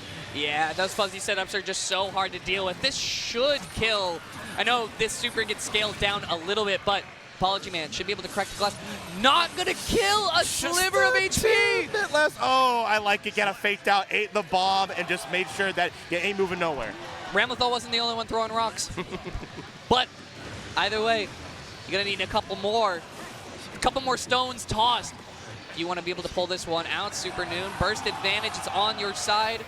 Goes for the scalpel to get a little bit, but diving on in. Oh, again, working the way around. So many of these jump-ins from Apology Man are finding value. Yeah, another early Afro state, put it on here. Gonna have to, like, respect it once again, reapply the mix-up one more time, and this time we might go low. Oh, no, once again, Super Noon just not wanting to kind of block it out there, trying to find some maneuver defense-wise. Yeah, kind of unfortunate for Apology Man, not able to get, like, a higher damage button to just crack that glass. Either way, Super Noon, you're going to need to try to work real hard to take this one because you got a little bit of meter, and Apology Man can honestly even go for chip out, but just goes for the mix there, finds a whiff punish off of the PRC, and finds a good round. I feel like Super Noon has nothing to really be like worried about. Great showing from both pretty sides. competitive, right? Yeah, so not deterred on either side. It's just going to be about, you know, a couple situations going either way, and that's what happens when you have two players of this caliber playing against each other. All right, yeah, we're putting the pressure one more time. Early burst from Apology Man, wants to get that space. The 100 tons denying Super Noon of any space taken. Something was really funny about Super Noon was going for a flip there to try to get out of the way of the 100 tons. Got right, put back on the ground. Yeah, just dropped like a brick up on you. Also, I actually super like from Apology Man just letting the full super rock there, right? Against other players was going for PRC, you know, making you second guess it. Super Noon with a little bit more experience. Apology Man says, no. I'm just gonna let you get hit by this super. I know you're reacting to me PRCing it. One step ahead that happens at this level of play. Okay, the level of play is arising as we do get a shimmy on the throw, which means Super Noon going to be taking this round. Yeah, such a great shimmy there from Super Noon. You know, you reach, I teach. Super Noon able to find a great round there, but just needs to be able to tap it in for a set win, or for a game win, rather. Okay, another meteor coming out. Oh, unfortunately, yeah, the space in the mix, it was punishable. Super Noon recognized that and be taking it to the bank here. Let's see how we get out of the corner. I like it, FD out, throws the bomb, trying to find some great spacing. Yeah. Wow, caught the trip guard too. Yeah, just caught you right off the landing. Opens up with that 2K. Can Super Noon get an effective mix in here? Taps on the top of your dome piece. That should do it. Oh, no! Not quite yet. Mix. Yeah, you have to hold that mix, but Superman, he's looking like Superman with the defense right now. Super Noon going to be taking that game. Looking a little invincible. Looking like he's got his name written across his chest. And Super Noon taking that one there. Both players taking a second, just trying to think this one through. And, you know, there's so many, I feel like, little details in how adapted these players are to each other that's just so interesting to watch and so interesting to watch play out in front of us. Tries to chase down the backdash, but not quite deep enough. Super Noon locked into the corner. Burst off. Oh, I was a little scared to press there. Yeah, a little bit there. Minifox coming out there. Snipes it with the jump S on the jump there. And looking like an Apology Man round here. A little bit of health left on Super Noon's side. Let's see what we got. Yeah, so such good damage there. That's a round Super Noon is just willing to let go of. But Apology Man, I mean, we can just see it's a bit of a slugfest back and forth, but it's not even, this is not like a bare knuckle brawler fight. This is like very, very high level martial arts that we're seeing. Just, but the blows back and forth are just so deadly. Yeah, unfortunately, I'm not sure if it's like fatigue setting for Apology Man, but a lot of these mixed spacings are just giving free reign to Super Noon to get these punishes. I like the crawl underneath the sword, finds an opportunity on Apology Man's side, and gets the side switch. Afro stays beyond to get back to the barbershop. Yeah, great empty into the command grab. Oh, I love that from Apology Man. Great call out on the back touch with that 5K, and that's going to be another game in the tank for Apology Man. We're answering game for game right now, and NorCal is starting to come alive for their hero. Super Noon, can you silence the crowd behind you? Yeah, this is looking really close. Gets the throw, put him behind you. Looking for an offensive option, but it was wake-up buttons coming out from Apology Man. Has to respect the 100 tons. Wild Assault coming out now from Apology Man. Great time to pull it out. Yeah, getting a better end of this one here. Burst already spent. Afro on, but goes for the side switch mix instead. This is looking like an Apology Man round. If I ever saw one, Dr. No, there it goes. Tap on the legs. Yeah, just swinging away here. Apology Man is doing a great job so far in building this one. Super Noon, you need to find something and find it fast, because swings like that going wide is just going to spell your demise. Apology Man finds another command grab. This could be fuzzy. This could be potentially set winning if we can get a wall crack here. Oh, we're holding it down, but we do bring out the Scarecrow to get the mix and call an ambulance, but not for me. Not for me. I already am on the way. Wee, wee. I got the wheelchair right here. Cracks the glass, not quite the kill, but it's a dire situation either way. Just swipes away at your block. Apology Man taps that one in with a couple 5Ps. Super Noon, unfortunately, outside of top 8. Apology Man going to be skating on along. A 3-1 win for Apology Man. Yeah, looking pretty good there on Apology Man's side at the end. Really brought back out all the bag of tricks there to kind of throw Super Noon off. Super Noon had a great showing, of course, at Slashback, but we'll be out of this bracket. We'll definitely see them again, of course, you said at Level Up Expo, right? So yes, I believe both players already registered for Level Up Expo. I'm not sure about Texas Showdown, but I know, I'm pretty sure for Level Up Expo. I might be able to get a couple details wrong on that one, but you know what I don't have the details wrong about? The sponsors for this tournament. If you want to be a little personal sponsor of an event like Slashback, help locals, regional stuff like this happen, the greatest way that you can support the tourney is by buying a little bit of merch that is going to be on sale until April 22nd. We got some fire merch for an event like Slashback. I love the like I said, you know, those hoodies and the graphic tees. I love the stylization for the Slashback merch. Help support the tournament. It honestly means the world to a lot of the TOs who are trying to be able to make this happen full time. They're putting in such good work.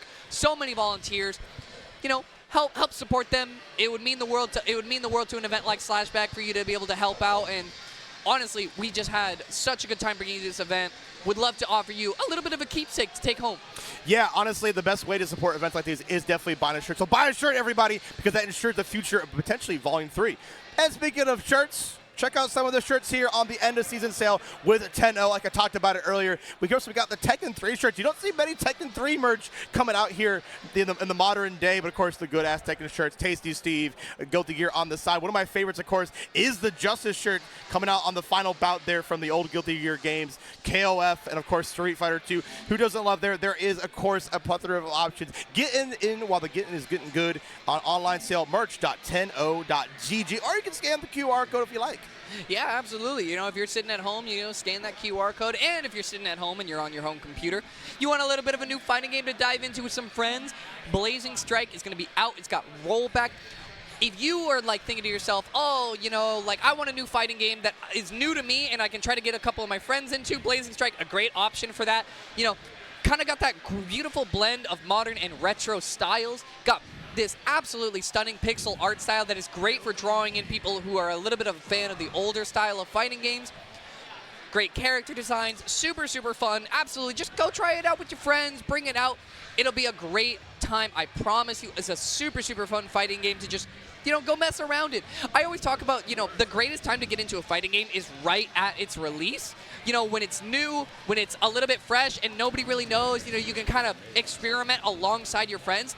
Blazing Strike is a great game if you're looking for a new fighting game to get into.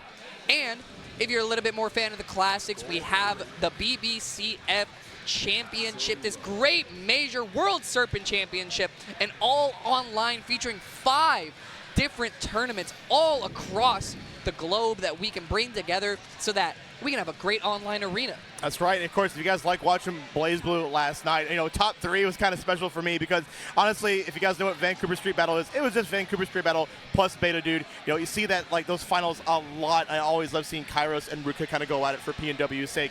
But I also like seeing some more Guilty Gear Strive matches that you guys, for, of course, to an Dr. No for shot, holding it down on the comms, the dynamic duo once more time. And we're finalizing our top 8. We already got the winner's side here, and we're finishing out the losers. Yeah, we got a couple last chance for losers qualifiers, one of which a little bit of a SoCal team. I hate them. I hate them so much. They both did it. I am mad at both of you. Wow. That's right, Lolo. You look at me because I know. I see you. I talk to these I talk to them so often about always. I'm like, please, just gold burst correctly. It does not. This game's been out for 3 years, and I give them so. If you've been watching SoCal Locals, 0-2 State Fullerton Who Fights, hurt you? every day with these absolute lunatics, I just say, let one of you gold burst, let the other one gold burst. It is not that hard during the button check, and they still mess it up. This is a long-standing meme for me to have chances to yell at like all of our players about this, but you know, Axel versus Gold Lewis, we're gonna watch a little bit of either a Axel getting exploded or Lolo just getting drawn out by Axel gameplay. And I mean, I would love to see both of these players in top 8, but only one of them can survive. Yeah, you're definitely in for the long haul. I feel like in this matchup, of course, Trevor Sue and Lolo are going to be one of our last competition for a top 8 qualifier here. Gonna start off in a big way. Like you said, the great equalizer, the white wall stuff coming out, but the great diffuser coming out from Trevor Sue using the flex shield, and we're seeing that tornado come out as well. Yeah, and one thing I want to talk about Trevor Sue that I think is so solid, and you'll want to watch out for. His defense is so good, but his awareness on air throws and when to call out jumps is very strong. So things to keep an eye out for Trevor Sue, but I know Lolo has plenty of experience. Both these two have played so many times before that, I mean, you're just going to watch another very well-developed set.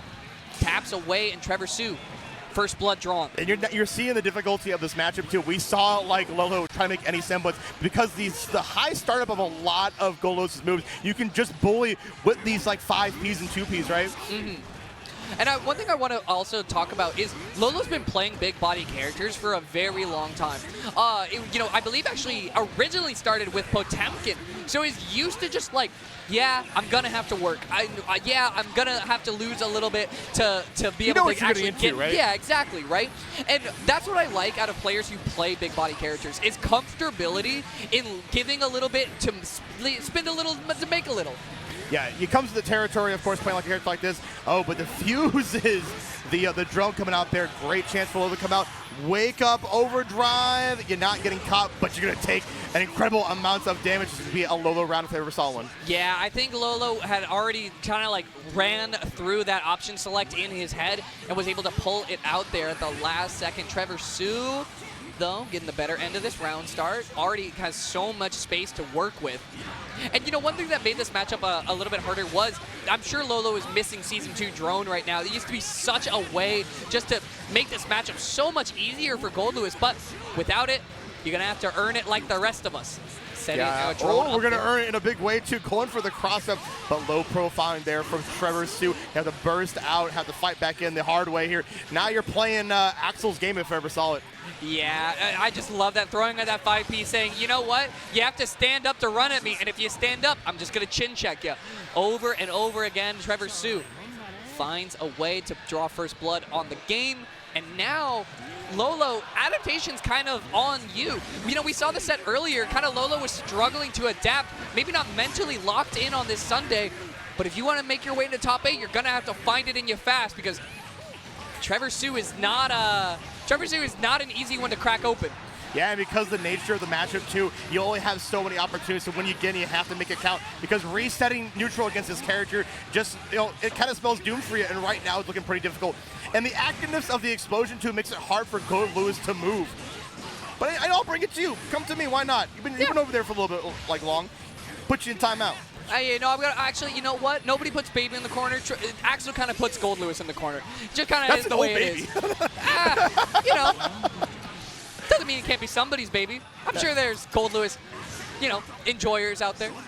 But I am enjoying what I'm seeing from Trevor Sue. Got the one vision and the bomber combo there. Some maximum damage. Looking pretty good so far. Yeah, getting a couple jump-ins there from Trevor Sue, able to just take up the space. Look at the stage positioning from Trevor Sue. Look at how he inches forward and is like the little like stage space economy that these two play in during their set is so much fun to watch and keep an eye on. I don't know if we get a punish off this actually. Air blocking the first hit of that super means that you can't jump over the second hit, which is how you punish Axel's super. Lolo kind of caught in a bad spot there. Trevor Sue getting the better end of that reversal super. Yeah, the thing about going for the minigun, too, even though you get some chip and you drain some tension potentially, you give Trevor Sue now a full burst because of that. Has to pull out the drone, too. I like the stall in the air. Goes low this time. This is a great chance for Lolo to make some magic happen. Finds the counter hit on the jump D. This is being incredible. Just waste just a tad bit for the burst, too. Yeah, I like that, right? You might as well just test the waters for it. You know how little wall HP is actually left on for you to, you know, for burst to come out at all. So you didn't lose that much damage, just kind of trying to OS the burst. Lolo, though, finds him with the We're seeing insta-blocks come out from Lolo, too, so get a little more confident in their movement. Yeah, okay. Solid throw on there. 2K2D, I like it. Just push out a little bit. Oh, my gosh, the multi-rain water. It's raining indoors. Oh, yeah. It's looking like Friday in San Jose because we had plenty of rain then, and it's coming through for the weekend. Trevor Sue still just trying to own that space. Last wild assault that you might have. in this game because it looks like it's going to be value. OTG not quite able to get there. Yeah, now it's a little bit difficult. You've reset the situation against Trevor Sue. Only a little bit of health there. If Lolo can just inch their way in, it has to be won by inches. Great defense on Lolo's side, too. Holding it down. The tap dust. It keeps going. Yeah, Lolo, I'm surprised we didn't see a 6P press there, but I like the way Lolo is adjusting to the HP value in this set, right? Right now, you're like, I just need the one hit, so I'm not going to take risky swings. No. Unfortunately, all the extra space that you gave was giving Trevor Sue opportunity to come back in the set. Lolo finally spins that 50% meter for an RC throw to even up the set count, but I like that Lolo is not like overcommitting during that sequence. Yeah, I definitely agree, too, because we saw the wrist kind of pumping up, and it could have spelled doom. But we're on to the next game here. Oh, yeah, finds the whiff off the FD2. Could be putting it right back in there. Same song, same dance. Absolutely. Putting a bit of pressure on here. Tries to pull out the minigun, but unfortunately, that Renson's just a little bit too fast. Ooh, yeah, okay. pushing back once more with the Renson. It's forcing Lolo to spend tension to get in, but and he does. Here we go, Lolo PRC for deflect shield. Yeah, able to spin that deflect shield. Lolo actually with a great whiff punish there off the JD to get in originally, but getting tripped up there. Time stop. Carry him all the way to the corner. We should be able to get a wall break from here. We will, and not going to take the blood frame, just going to take the damage. I actually really like this from Trevor Sue because you know White Wild Assault is an option from Lolo if Lolo wanted to spin and try to force there, right? Holding on for either reverse supers, YRC. I like Trevor Sue's options or decision making there. Yeah, ensuring kind of the future of the rest of the set, right? 100%. And now, ooh, spins a Wild Assault of your own to get a little aggressive. I kind of like that. Mix it up, try to surprise Lolo a little bit. Okay, now we're seeing that these jumps are coming out from below the wing. They kind of got sniped early on, too. But there's that White Wall Assault you talked about earlier. Trying to make some magic happen, but I think the magic is running out. Yeah, got caught off the jump there with that 5P swinging. I believe you can get you can get a punish on 5P there if your timing is right, but this is looking like Trevor Sue's game to take home because you got a little bit of HP and a lot of HP to make up for it. Finds a hit to get started up here. Ooh, a little bit of a scary whiff there. BRC try to slingshot yourself in. Yeah. And it's unfortunate, too, because, like, how this matchup is played is like you want to, when you get in, you want to be able to spend it for, you know, extensions and RC and whatnot, but you spent so much tension just FDing forward, right? And so it's a little bit difficult. Your reward is not as much as you kind of hope to, and Trevor Sue is kind of just nickel and diming like Lolo over and over again. Yeah, and you know, Trevor Sue is just such a mentally resilient player. Both these players actually are just like very mentally composed for the whole set. So it's very fun to not see either of them crack, but just see, you know, how consistently can you be, how many, you know, both these are they're playing small blinds. You know, it's not about the all-in plays. It's about, you know, just, you know, winning your hands, winning little bits here and there. It's tournament poker at this point. It looks like Trevor Sue has the poker face. Didn't really give anything much away. Kind of played it really simple, and simple is definitely best as they got Lolo on set point here. Lolo, you got anything left in the tank? We better see it. Yeah, you're going to need to pull it out now. Lolo, ooh, getting caught by that JH. Oh, okay. I actually kind of like the little bit of a look there from Trevor. The 6P is kind of like like an awkward frame kill for Trevor, but it's a little unexpected and kind of trying to pull out the unexpected against Lolo here. But with that much meter, gosh, this is such a difficult situation for Lolo. Grabbed out of the white wall, so I think Trevor Sue was scouting that through the rest of the set, and just in the nick of time, we'll be getting a perfect, and we'll be moving on to your top 8. Wow, what a reaction, snatched right out of it. I love that for Trevor Sue. Trevor Sue got the throw on the Wild Assault, RC'd, pressed the button, and had his fist already up in the air. Just said, no, the fist bump is over. The game plan was simple, right? It's over. I got top 8. I'll see you later, dog. My man had the future sight. Yeah. He saw it right in like just as easy as it could be too. Yeah, it's just so hard, I think, for a character like Go Lewis, especially in that matchup. You know, good fought for Lolo. Will be stopped short of the top 8. But guys, we're getting very close to our top 8. Speaking of which here, for Shaw, Dr. No gonna hold on for one more match for our top 8 last qualifier coming up here. Yeah, and you know what the most unfortunate part is? Those two are roommates. Oh. You gotta go back to the hotel room with that dude, and you gotta be like, man, yo, you have to do it to me? Yo, why'd you burst right there? Yeah, you really was ready for that wild assault? Yeah, come on. What's wrong with you? Why were you pressing 2K there? I thought we were homies. Yeah. I thought you loved me. You're paying the rent next month. Yeah, actually, you know what? You're going to pay me for gas on the way back, right? What do you mean you already paid me? No. Oh, man. But we're having a good time. Yeah, we got one more opportunity for a top 8 qualifying match. MJ Karase versus Stealthy, which is one more opportunity for a SoCal member to sneak their way into that top 8. Meanwhile, for MJ Karase, maybe a little bit of an opportunity to redeem yourself. You know, I think, you know, might have been a little bit checked by Red Ditto earlier by another SoCal rep. You want to redeem you want to get a little SoCal blood back in your teeth? Great way to try to get it right now. Yeah, and you only got one more chance, too. This is for all the beans here at Slashback Volume 2. We're coming down to the wire. And, of course, guys, stick around. Of course, we have a lot more games going on. We have Exert in the background. We have Gundam and whatnot, too, as well. Our main game, of course, tonight will be Uni 2. And, of course, they definitely deserve it. New game just kind of came out. They came out in droves, too. Yeah, we got top 8 starting pretty soon after this. We're also going to have Grand Blue Top 48 coming up. We have plenty more content coming up to you after this. So chat, please do not go anywhere. There's all sorts of good tournament action that is lined up for you. But the only way we can bring it to you is by deciding this top 8 between Stealthy and MJ Karase. You know, I've been trying to, you know, reserve a little bit of bias here, but I mean, you know, look, I love my region. I love a little bit of regional rivalry. If you've ever talked to me offline, I always talk about how I love regional rivalries. I think that kind of healthy competition is great and honestly, one of the beauties of just offline events like this. So, you know, I'm a little biased towards Stealthy, but for MJ Karase, I love the idea that you were like, I lost to a SoCal player. Man, I want to draw blood a little bit. Right. I want to get my licks back. And you know what? Opportunity for you to do it right here. Definitely opportunity. You know, I'm a little bit biased there because Stealthy had the Stealthy cookies throughout the whole weekend, right? True. So I'm not saying I got paid off. I'm not saying I got paid off, but those cookies were good. But, you know, this, of course, will be our last match here between two Titans. Speaking of the Stealthy cookies, I was talking to Stealthy this morning, and he was like, oh, yeah, I have, like, these 2 bags of cookies. And I'm like, oh, God.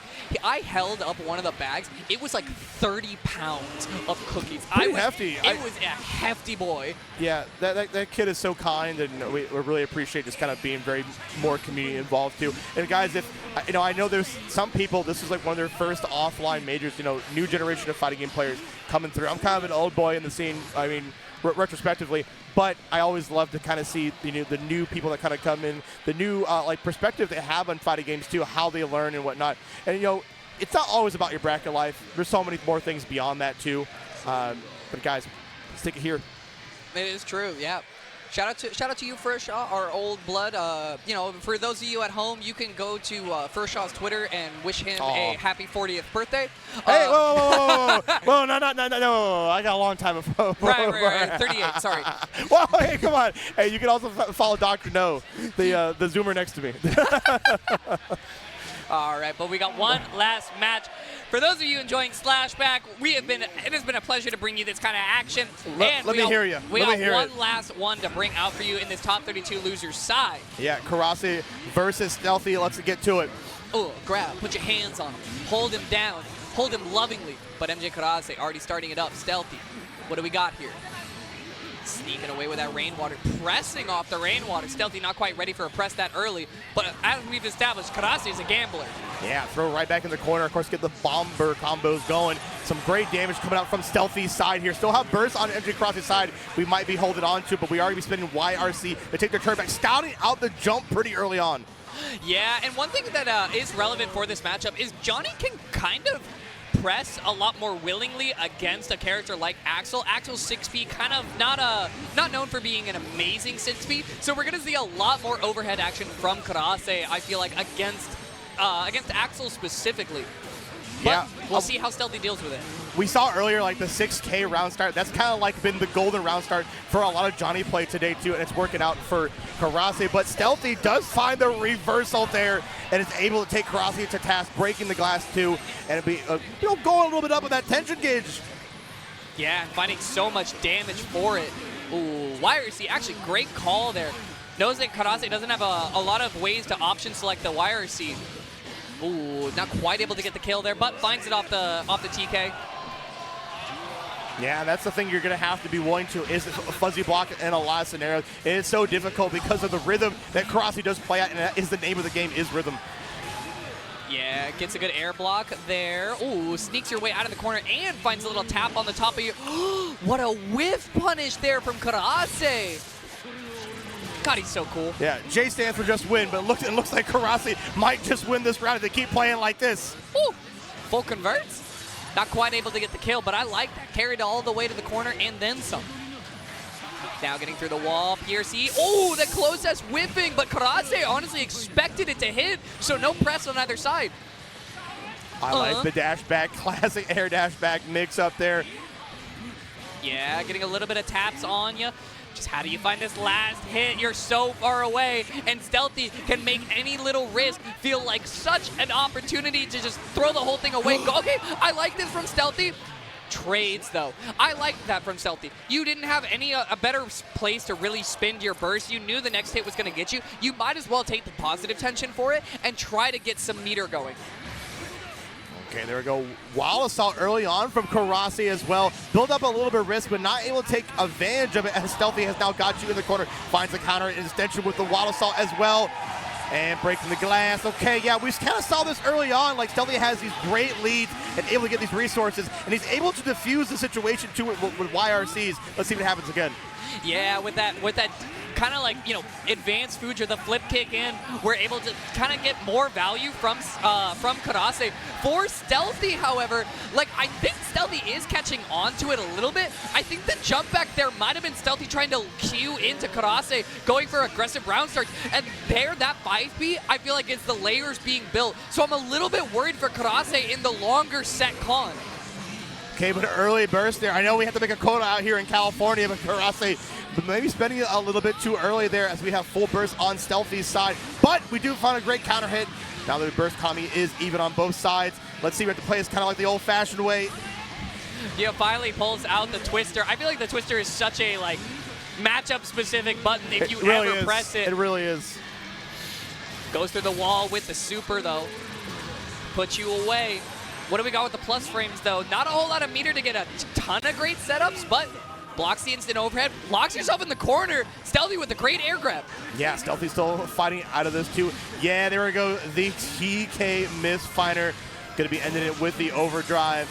And that's all she wrote. Okay, MJ Karase looking pretty good so far. Stealthy has some great series here, but it is how you finish. It is about the clutch. Yeah, and it's honestly about the longer con of the set. I don't want to, you know, reiterate that point too much, but that air throw from Stealthy, I feel like was the win that you wanted. You didn't get the round win, but being able to call out MJ's air game is going to be so huge for Stealthy in overall pulling out the set. Okay, going Lets down. him in there, though. Stealthy. Ooh, PRC just to hopefully look for something to react to. Didn't quite work out. Risk is a puppet, so I do agree with the throw because you're more likely to block here. And speaking of blocking, you can't block for long enough. MJ Karase finds a way. Gets the wide wall, so get the hard knockdown. One more guess for game here. Yeah, that could have been enough risk to just end it there. Ooh, that slight whiff.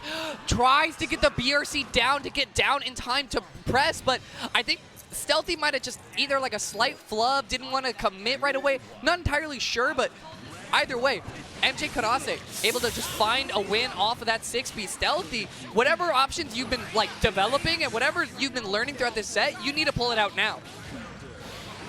Yeah, I'm liking the attempts that Stealthy's making. We're starting to see the 6P coming out from Karase too as Stealthy starts to be a lot more airborne here. Push him right out, deal right back in. Like just the angles that Karase is able to play at with Johnny. There we go. We saw that mix-up one before. A lot of players are starting to do the BRC off of the air dash. Yeah, Stealthy, a little bit of a flub off the punish there. And as well, that last interaction, pressing 2D instead of just 2K, I think Stealthy might be playing a little shaky. And Karase, honestly, with the way Karase is that offensive and that willing to just kind of like expose any shakiness by pressing, Karase's doing a great job of just pouring pressure on Stealthy. I don't know if Stealthy has the mental resilience to battle back here. No, MJ Karase has just been letting it rock on these round starts, and they've been proven to have, the ball is a rolling here. Stealthy, do you have anything left here? You are on game point here. Do you want that top 8? Because MJ Karase is looking to get it. Yeah, I mean, do you have anything left? And I'm not talking about cookie sales. I'm talking about a way into this top 8 because right now, Karase has just signed the first letter of their name in that top 8 slot. The J already written. And now Stealthy trying to get a combo started to get this one in. Throws out a little twister for the Oki. But I just feel like Karase is biding their time before they can close it out. Finds it with the 6K there. The super signed, sealed, delivered. Karase. The future is written here as we have now our top 8 solidified here as Slashback Volume 2 for Guilty Gear Strive. Yeah, huge plays from Karase. I felt like Stealthy was trying to develop layers there, but just a little bit of shakiness here and there. Wasn't quite able to piece it all together in time. And Karase poured on enough pressure to move on along in this bracket. Beautiful stuff from both of these competitors. Stealthy out at 9th. Still something you can be proud of at any given point, but that does mean we are decided for our top 8 of this bracket. Beautiful play from everybody so far. But I believe that means that we are going to be done. We're signing off here. Our block has been concluded. First shot, it has been a pleasure, as always, to be running it back here with you in San Jose. Chat, thank you for joining us. It has been an absolute pleasure to bring you this top 24, top 32 that we've been running out with you. That's right. First Shaw, if the people want to know where they can find you, if they want a little bit more First Shaw in their lives. If you care enough, P-Shaw37, of course, follow Dr. No as well. We're a package deal. You follow one, you got to follow both. Guys, keep it tuned in for top 8. We got to run off pretty quickly here to get some new face on the board. And I got to get on the mic to introduce our top 8 players. Yes. Guys, keep it tuned in for Slashback Volume 2. Yes, chat, don't go anywhere. We got more action. But just to let you guys know, top 8 is going to be on the main Slashback stream. After this, what is coming up, we got Grand Blue Top 48 that'll be on this stream. But if you want to stick with the Guilty Gear action, go ahead and over to the Combo Breaker side of things. I believe we can get a link in chat for you real soon. So, chat, thank you all again for letting us, keep you entertained on the mic here. I hope you have enjoyed it. We love you. We will see y'all next time. Have a good one, y'all. We love you.